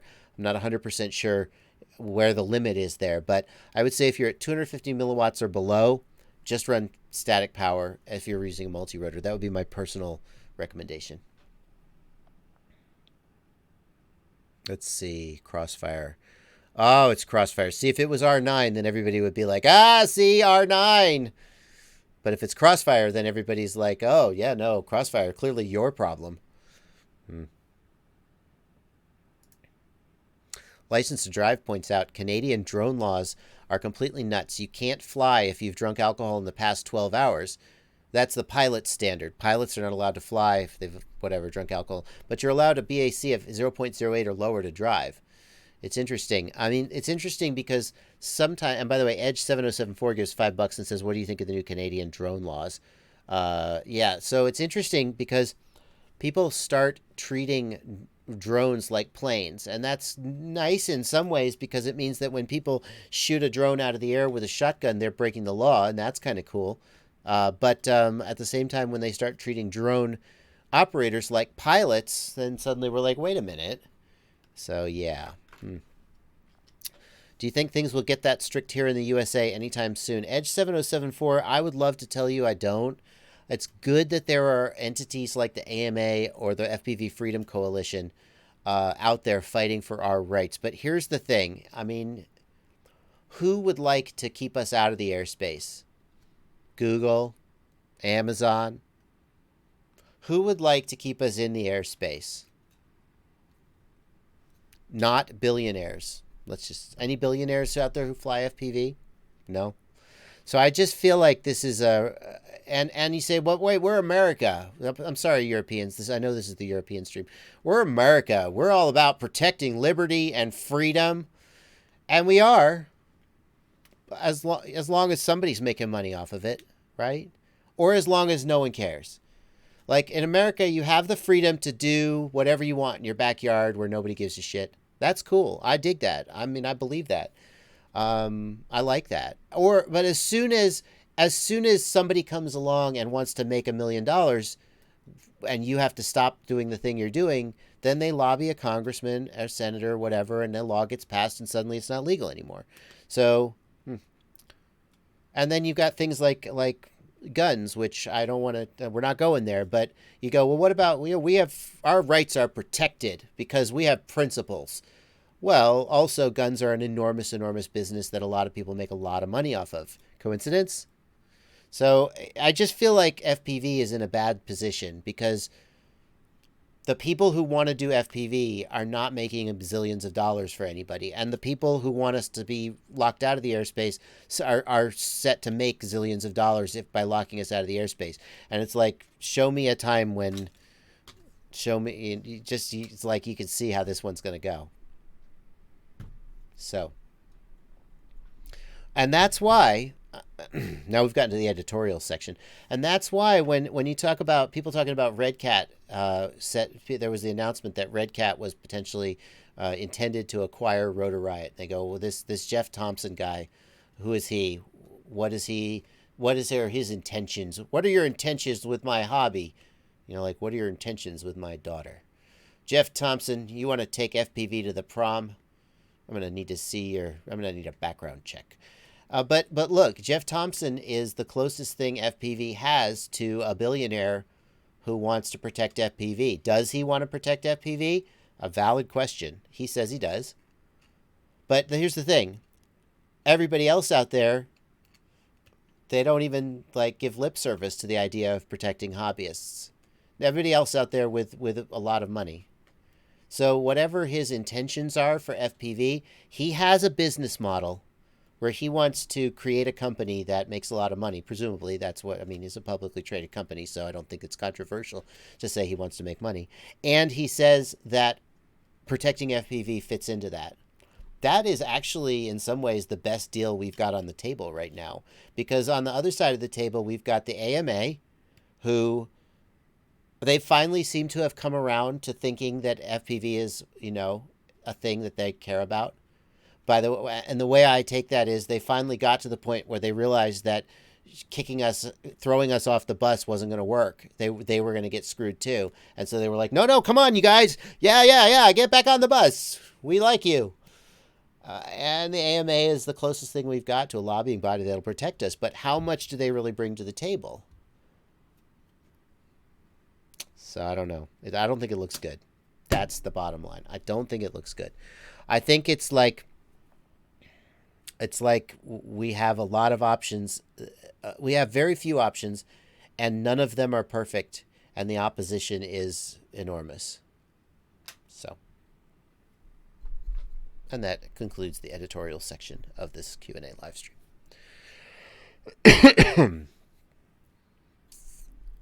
Thank you for $25, Krumta. Thanks for my help tuning earlier this week. It's helped immensely. Thank you for your donation. It means a lot. That's a massive donation, actually. Thank you so much. Rick LaBanca. I rejoined the AMA just for FPV. I would say if you're going to the International Open, if you're going to Flight Fest, if you're going to any FPV event, they will make you have AMA membership for the insurance. And I personally, I think, you know, AMA is the best we got. It costs $70 a year. The insurance is worth it. So buy the AMA membership for the insurance and cross your fingers and hope they're able to protect some of our rights. I hope that they do. I think they're one of the best bets we've got.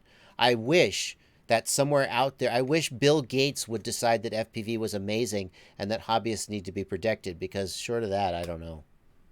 Okay, sorry, I said that was the end of the editorial section. I apologize. Back to the questions. No, I'm sorry. We're just going to keep doing this. FPV Newbie says the problem is the people who are flying restricted areas, they destroy our hobby. I disagree with that, FPV Newbies. Now, let me be clear.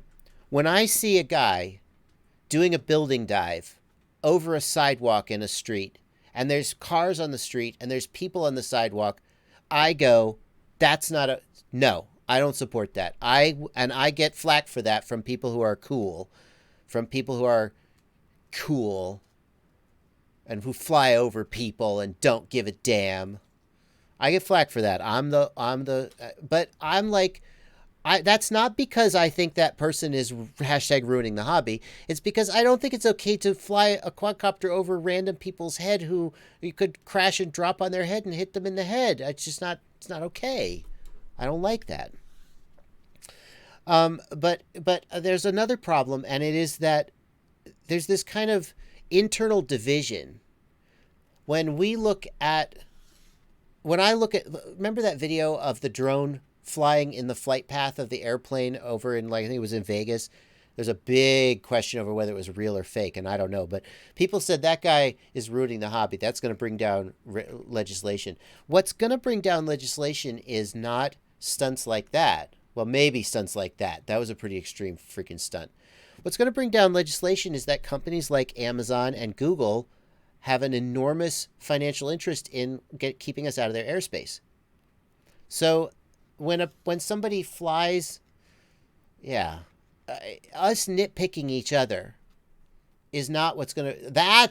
You flew too close to the street. You're ruining the hobby and you're going to bring down legislation. No. The fact that Amazon can make $1 zillion by keeping us out of the airspace is going to bring down legislation. The point is that no matter how well we behave, regulation's coming. And so it is not productive for us to look at the bad actors and go, this is your fault. That's just being shitty to those guys. It doesn't mean that it's okay if you fly in a flight path from an airport. That's not okay. That's just not okay. Come on. What, are you kidding me? The drone wouldn't really bring down the plane. I don't care. That's just not, just don't do that, okay? If you fly over an occupied street with cars driving on it, the drone wouldn't cause a car accident, and it's probably not, just no, just come on. But when the day, if and when the day comes that we're all regulated out of the airspace, don't look at those guys and go, it's your fault, Bob. You're the reason this happened. If you hadn't flown over that street, we wouldn't be here now.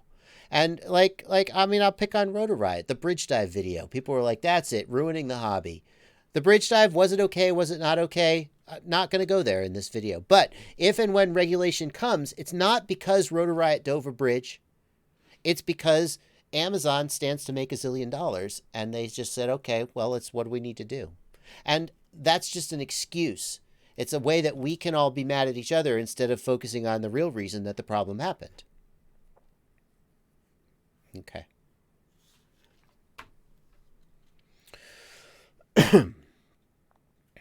Have you tried Attitude V5 with Rapid Fire? I have not yet done that. Avinas, I haven't done that yet, but they say that it's compatible, and surely they would know.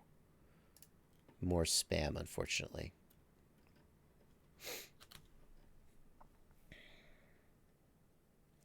Do I have a capacitor on my quad? I do not have a capacitor, BLHeli FPV. I don't have a capacitor, and you're right. I mounted the V-Fly Finder where I would normally have mounted the capacitor. So I don't have a capacitor. Here's the thing. Most people send me video, and they're like, oh, I have so much video noise. What can I do to clean it up? And I look at it, and I go, it doesn't look that bad to me. I feel like I have really low standards for video noise. Like, the thing is, your video is so crappy anyway. So if you got a couple little black lines in it, yeah. So I don't know. I mean, my quads, I feel like the video is good enough, and I'm not like stretching for that nth percent of additional clean video. Let's see what we got over in the Discord. Would you guys have anything to say while I was doing that? Let's see. No. Talking about SD card images model. Simon, I do not know. Simon, I have never messed with model images on my transmitters. I just don't care. So I don't actually know how to tell you how to do that. Dr. Frankenquad, your amperage reading on your JBF4 was way off. No.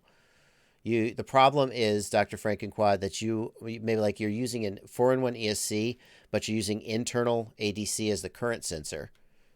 You've got the wrong current sensor set up. I'm going to ping him real quick.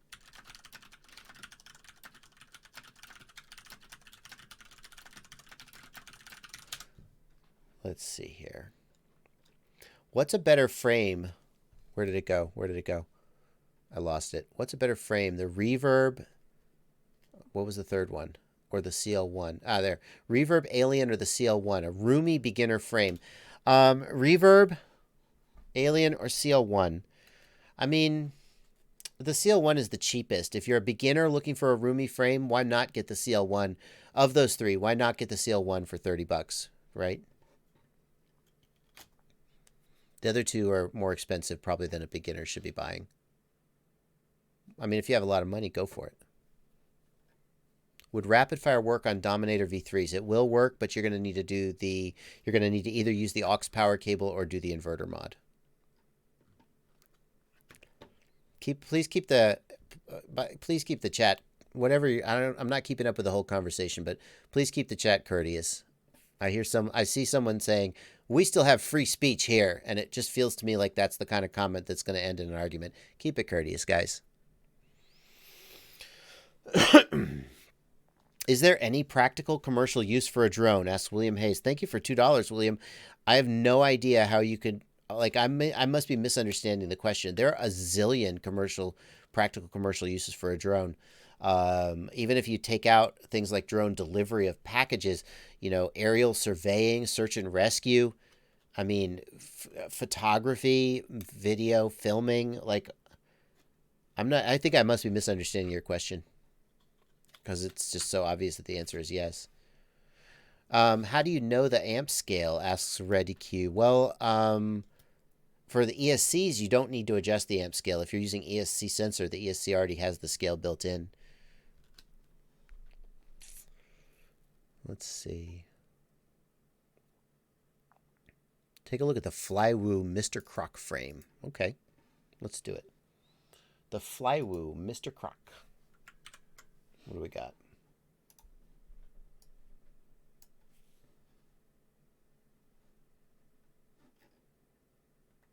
Wait a minute. Mr. Croc with a C, not a K. Interesting. So, I am usually not a fan of these split deck designs. Like, I understand why they happen. Everybody wants a low deck design to get centralized weight, but then you need room for the camera. I feel like that these are weaker. I feel like you end up... I just don't like these split deck designs. I don't know. It looks like an okay frame in a lot of ways. Yeah, let's look closer at how the... Yeah. I just am not a fan of the split deck. I'm sorry. I couldn't tell you why. But also, this is... Look at this. Okay. So this is why this is a $35 frame and not a $60 frame. Let me see if I can open... Oh, screw you. Give me my right click. Look at this. See this? Is this a press nut? That's not a press nut, is it? Is that just a regular nut? That's going to come off. This really needs to be a press nut, or at very least a nylock. That just looks like a regular M3 nut just stuck on there. Not good. That's not good. Let's get a closer look. We got to do some enhance. We got to do some detective work here. What do we got? Yeah, that just looks like an M3 nut. Am I wrong about that, guys?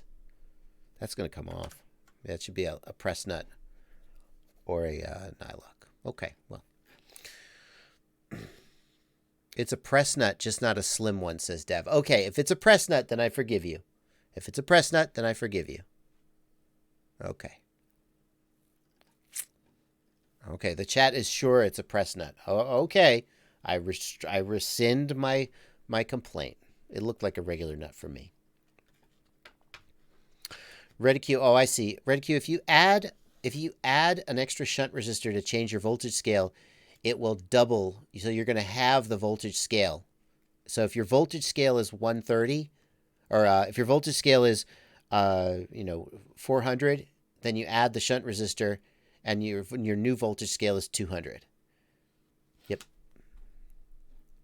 Tony Briz, knowing what you know now, what carbon version would you choose for the Marmotte? Space carbon or regular carbon? Good question, Tony. Tony, here's the thing I haven't done yet. I haven't looked at the gyro data for the regular carbon. So take that into account. But I think for the type of flying I do, I would take the regular carbon. I think the space grade carbon is a great choice for like a 6-inch or 7-inch cruiser, but not a basher. And here's why. I'm willing to punt on the question of whether the space grade carbon is weaker. Armatan says, based on their warranty claims, that it's not weaker. Okay, I'm a sample size of 1, so I'm willing to punt on that. But what I will say is I believe that the space grade carbon is more likely to fail all at once. Whereas because it's stiffer, it will be strong right up to the point where it breaks and then it's done. Whereas, as you saw, I bent the crap out of the traditional carbon chameleon plate, and it still held together, and I could just bend it back. At the end of the day, when I fly freestyle, I need to know that I'm going to get the damn quad back. If I'm flying in a bando, I crash on the 4th floor of the bando with no freaking ladder to get up to it, and now I got a broken arm, then I'm in a tough situation. So, thank you, Steve Maslich, for moderating the chat. I don't know where the bots are here today, but so I would take the regular. And by the way, this is not a criticism of the Marmotte. I love the Marmotte. There are some people who are like, yeah, you're being really hard on the Marmotte lately. No, I love the Marmotte. It's an amazing freestyle frame, and I love what Armatan is trying to do with the space grade carbon. I think there's a place for it. I just think it's not people expect Armatan frames to be indestructible. They've set such a high bar for themselves that then when they release the Marmotte carbon and it's a little different use profile, then people are like, oh, they're surprised. So at the end of the day, you've got the freaking warranty, and you can get it replaced either way.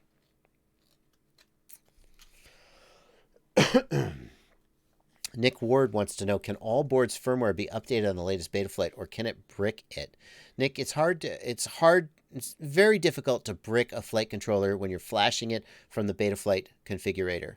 You can put the wrong firmware on it and it won't work, but then you put the right firmware back on it and it'll start working again. It's unlikely to permanently damage it. BLHeli wants to know, have I not got a cap on my 6S quad? Everyone says it's very important for 6S. BLHeli, here's the thing. My 6S quad was originally one of my 4S quads, and I just took the motors off and put the 1750 kV motors on. I didn't add a capacitor. I did smoke an ESC shortly after that, so maybe I should have added a capacitor. I didn't. You should. I didn't. There you go. And I smoked an ESC. And then I went, crap, and then I just put another ESC on it and marked it up as a business expense. So I should have a capacitor on my 6S. Yeah, but I didn't. Stefano Marconi wants to know why I sell my flight controller on Banggood but not my 4-in-1 ESC. That's a good question, Stefano. Both Race Day Quads and Get FPV. Get FPV sells my motor. Race Day Quad sells my flight controller and my ESC. They both independently and almost at the same time decided to start selling on Banggood. And the reason is that shipping from the US to foreign countries is really expensive. And we heard from a lot of people who wanted to use those products but couldn't afford the shipping. So we're basically using Banggood as a distribution center. Why is the flight controller there but not the ESC? I actually don't know the answer. Those are business decisions that are made by Race Day Quads as to what products they're going to send over there. So I don't actually know the answer. But that's why they're there.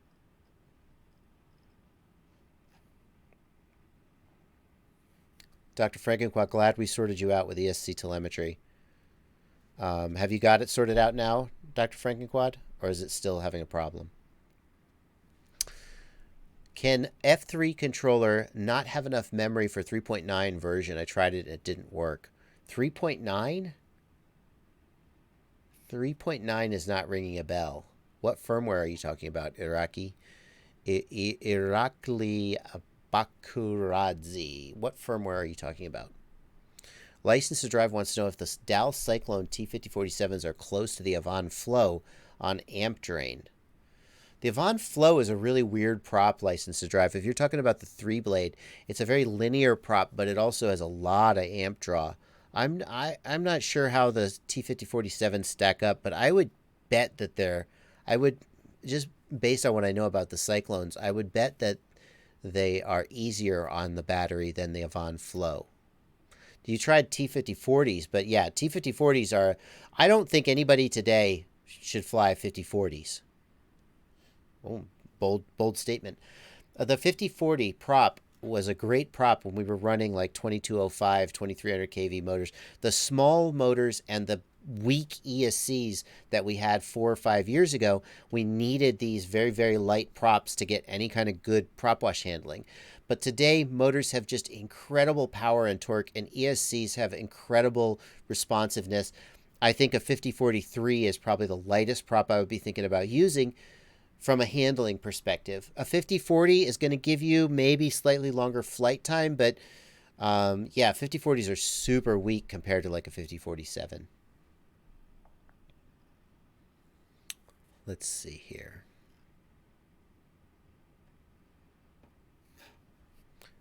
Woot Chavot is still running 2205, 2500 kV motors. Well, you might think about running 5040 props then. But if you have modern ESCs, you're still in a better shape than you were back when we had Simon K ESCs or whatever. Daniel ECX, what are the best props? The ones that came with my X220 keep breaking and crashes. Daniel, I think a great, like, just budget beginner prop, you can look at the Gem Fan. Like, what's a good Gem Fan 5x4.3? Have they got like a 5x4.3? What's a good, like, the 51466 is good, but I'm not sure if maybe on the Wizard it would be the best choice. The Dow Cyclone 5046 is a good choice. 5149, that's probably too much. Like, these are the old 5040s, don't get those. Somebody tell me in the chat. Somebody tell me in the chat. Don't. Yeah. Thank you, Steve, for moderating.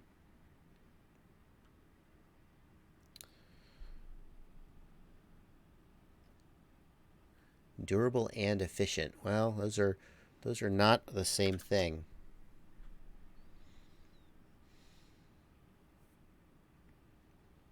Shumi Hugo wants to know, are 4-speed controllers of 30 amps better than one of 40 amp? When you have a 40 amp 4-in-1 ESC, that's 40 amps per channel. So that's 4 40 amp ESCs. I don't know if that's the confusion you're getting there, but that's what's going on. Eric Rhodes, best way to get spectators or new pilots involved. That's a tough one, Eric. Here's what I've found, Eric. There are people who get bit by the FPV bug. The minute they put the goggles on, they're just like, I got to do this. And that's almost essential because there are so many hurdles to getting into FPV that if you don't just have a sickness for it, the people email me sometimes and they're like, this is so frustrating. I'm going to sell all my stuff and quit. And I never say this. I'm always I'm like, well, what's the problem you're having? My theory is take the one problem you're having and try and solve it. Just fix one thing. And maybe you're just having a down moment, right? And you're just ready to throw it all in the trash. And tomorrow you'll be in love with it again. But on some level, when somebody says, I'm sick of this hobby, I can't take it, I'm just going to sell all my shit and get out. On some level, I'm like, if you don't want to be here, like think about, here's what it is. It's exactly like the Navy SEALs. No, you think about, you watch the documentaries about the Navy SEALs Special Forces training. And when the guys are in that training, there's a bell. And at any point, they can go ring the bell and leave. They can quit. If you don't want to be here, we don't want you. FPV is exactly 100% like being a Navy SEAL. No, okay, so it's a little ridiculous. But my point is that this is such a freaking stupidly hard hobby. You have to solder. You have to be able to build. You have to be able to fly. You have to know about computers. It's so stupidly hard that the only reason anybody would be in it is because they just have this sickness where they just have to do it. So how do you get people into the hobby? Well, you just put the goggles on their face. And then they'll be like, oh my God. Or they'll be like, eh. And if they're like, eh, maybe they shouldn't be here. That's what I would say. I don't mean like they shouldn't be here. Like I'm not gatekeeping. I also believe in helping make the hobby easier for people to get into. That's my entire thing, is helping solve people's problems. And when they're frustrated, going, no, come on, we can fix this. Right. But at the same time, when you put those goggles on, you remember the moment. You remember, how'd you get into the hobby? You saw FPV and you went, holy crap, I want to do that. And then you slogged and you slogged and you slogged for months, and you bought a quad and you crashed it and you lost it. And finally, maybe you got to a point where you're actually able to enjoy the hobby for 5 minutes before you have to go back and buy some more stuff and work on your stuff. It's a slog, though. Stick goggles on their face. That's the answer. Bismar, thank you for suggesting the GemFan 50. There's a Wind Dancer 5143 prop from GemFan. Is a good beginner prop. Bismar suggests the 51466. I also agree that the GemFan 51466 is a very good prop. GemFan 51466. How does it compare on price? These GemFan 51 props are pretty durable. I'm pretty impressed with them. I fly the 51499s on my motors. They're a little bit aggressive unless you have a really good battery, but the 51466 is a good. How do they price out, though? That's the question.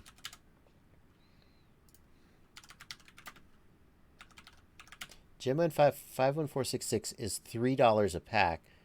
If we compare that to like an HQ 51 or a 5045 HQ, what is the HQ prop? Are they all the 51s now? Everybody's a 51 prop now. Why? 360. That's about the same price. So GemFans are kind of the same price as HQ. Either HQs come down or GemFans come up. Used to be a GemFan would have been like a more of a budget pick. HQ also makes a pretty good prop. I guess if you're looking for a beginner Dal Cyclone 50. How much are Dal Cyclones? Are they cheaper? Set of 12 for $849. Hang on. I'll do some math here real quick.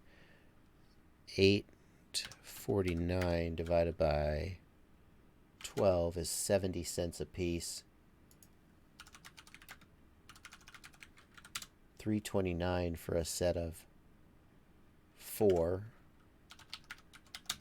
That's a little more expensive, but not by much. I guess it adds up if you're breaking props. Any of those would be good choices, I guess. Budget props are not really a thing anymore, says MUH1H1.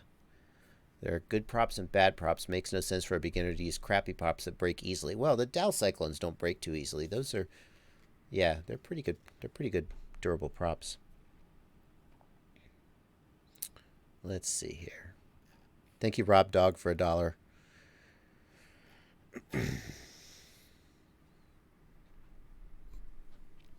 You can get you can get bulk discounts. Like I don't know if I've been showing Get FPV just because Race Day Quads I know does bulk discounts on props. Let's look for props. I think if Race Day Quads does it, then probably Get FPV does it too. But I don't know off the top of my head. Where's it like a 5? Here's Ethics prop. Do they do those? If you up the quantity, there's like a coupon you can use. Well, anyway, I think you can get some discount if you buy in bulk. Let's see here. Skadoosh, David Skadoosh in my chat says, I can't fly Gem fans. Zong will disown me. Yeah, Zong from HQ. I have a box from him. He sent me some props recently. Oh, there it is. I wonder what props he sent me. Pyrodrone. Rob Dog points out Pyrodrone does bulk prop discounts. I think most of the major vendors have started doing bulk prop discounts. So if you're only buying onesie twosies, if you can like spend 50 or $100 at a time, you can get discounts. FPV Arborist says Heli Nation best bulk prices. R12 is asking about LiPos, good LiPos. CNHL is some of the best bargain LiPos. If you can catch them on sale, CNHL, China Hobby Line.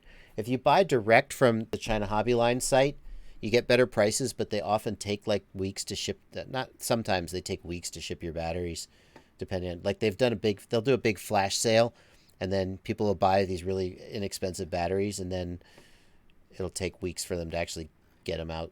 So you can buy CNHL. I like, again, the Race Day Quads house brand or the Xylo brand are pretty decent budget batteries. Robert Merrill, you've been asking, can I do a tutorial about competition racing for those who don't have a lot of money? Robert, I do have a video about your first FPV race. I mean, at the end of the day, Robert, I think what you should do is get out there and have fun. I know, that's what everybody says. Get out there and have fun. The bottom line is, how can I put this? You know, you're asking about how to do racing if you don't have a lot of money. If you want to be competitive at a high level, you have to have a lot of money. What's a lot? I don't know. I mean, it's not as expensive as car racing. Car racing, you spend, $400 on a single tire, right? So it's cheaper than that. But I mean, the guys with money do better because they can afford to crash, they can afford to practice more, and if you show up at nationals with 2 quads, you're at a disadvantage.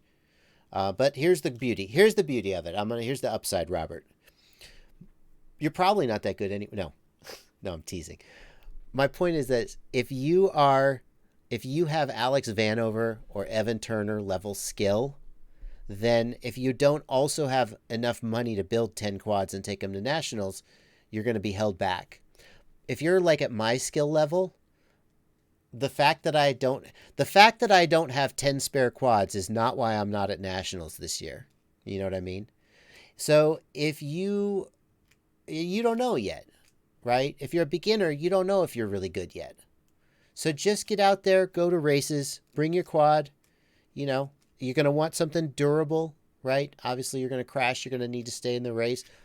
Have fun. If you start getting to the point where you might be really good, then you need to start asking, well, how much is my money holding me back? But at the beginning, it's going to be your skill that holds you back anyway. So The same advice as always applies.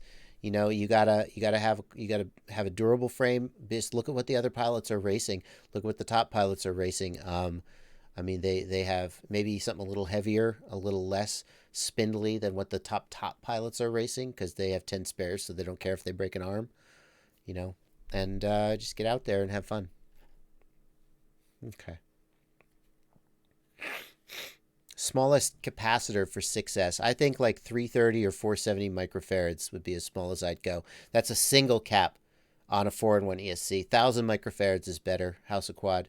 If you have individual ESCs, a 220 on each one is about as small as, you know, at that point.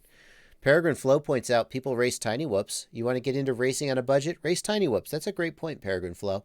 I assumed you're talking about 5-inch, but there's no reason to assume that.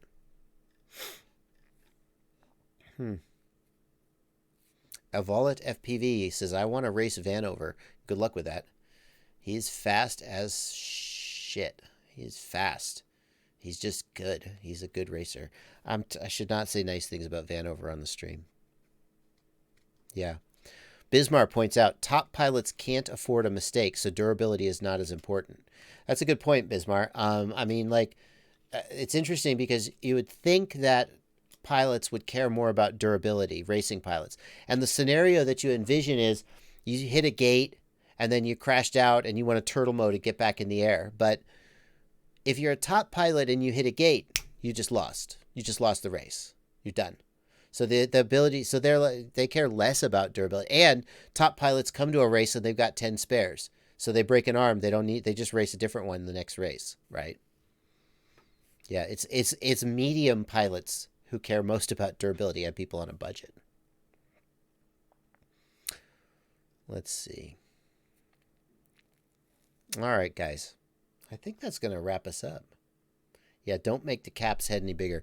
Alex Vanover is going to be in filming his first race. His first DRL race is coming up in Miami. I think they're even selling tickets to the public if you want to go, if you're in Miami. And Vanover has been talking so much smack. He's been talking so much smack about how all the... I'm like, Vanover, I mean, like, I understand when the cameras aren't rolling, you're talking shit just to the guys sitting around, but he does it on camera, and he's just, about how much better he is than all the other DRL pilots. But he posted, hang on a second, let me find this video. He posted a video of him flying the racer. It's they give him a sample of the quad he's going to be racing so he can practice. Obviously, that makes sense, doesn't it? He posted a video of him flying it. Hold on, I'm still searching for it. I just don't want to show you guys this whole conversation. I have to scroll back in the conversation. I'm sorry. Where do you see this? Oh my God, for real? How far back is it? How far back is it? Is that it? No. Best live stream ever.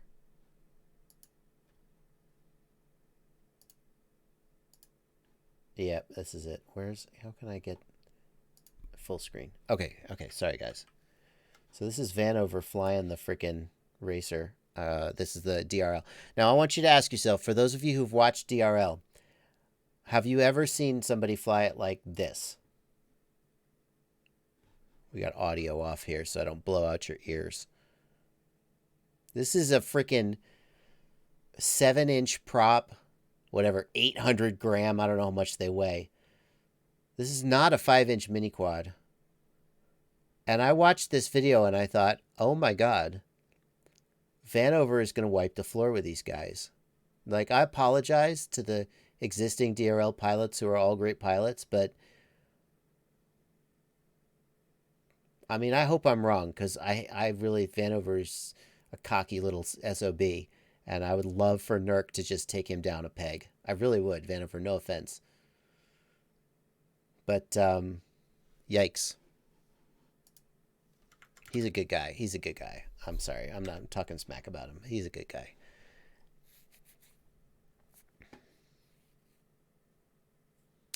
I think those other guys, if I were an existing, because I don't know, all the other DRL pilots, they're great pilots, but like Vanover is just like, he's like world-class racer. And I've never been sure before why DRL isn't poaching more from like the multi-GP. Like, why is Minchan not on DRL? They might not be able to afford him. I don't know. But if you look at the pilots who are on DRL, I'm going to get myself in trouble by talking smack about these guys. These guys are my friends. Like, I consider Nurk a friend. Gab, I've met him. You know, these are all good guys, and I don't want to talk smack about them. But how many of them have podiumed at like national level multi-GP races? Nurk is up there, and other guys, I don't know. Actually, I'm not really good at this, but I really feel like Vanover's going to do. Oh yeah, Minchan's too young. Good point. Yep. Okay. Well, anyway, that's going to do it for the live stream. He's got Matt. I'm looking forward. Unfortunately, we will not be able to actually see I don't know when they're going to actually publish the race, but Miami in a few weeks will be his time to prove that all his smack talk is back it up. Time to back it up. I'll tell you the truth. I'm keep trying to end the live stream and failing. What I actually said to him was, if you keep talking smack like this, it doesn't matter if you are actually the fastest pilot. Like, think about this, guys. You guys who like work on a construction site or in a manufacturing or something. New guy shows up on the job, thinks he's hot shit. What the first thing you do is you just screw with him, right? All these guys, they know the drill. You're the new kid on the block. You're going to show up and they're going to screw with your shit, and the hotter you think you are going in, the more they're going to try to take you down. You may be able to beat them in a straight race, but they know things you don't know. So you better watch your gear. You better watch yourself. They're going to mess with you. They know a thing or two. Anyway, all right, guys. That's going to do it. We're going to end the live stream. Thank you so much for showing up. I'm going to get out of here, and I'm going to have a snack. Has my stomach been rumbling for you? I'll be back at 8 o'clock Monday tomorrow for another stream. All the Europeans will be sleeping, and we'll talk about how much we like hamburgers and fireworks. Thanks to the chat. Thanks to everybody who donated. Oh my God, hang on. I can't go in. Julian S., thank you for 20 euros. You helped me a lot in the past few weeks, so I want to say thank you. Eric Rhodes, thank you for 25 bucks. Thank you, Eric Rhodes. Now I'm caught up. A couple super chats snuck in. Thank you guys for your generous donations. Thanks to everybody in the Discord as well. That's going to do it. We're going to get out of here.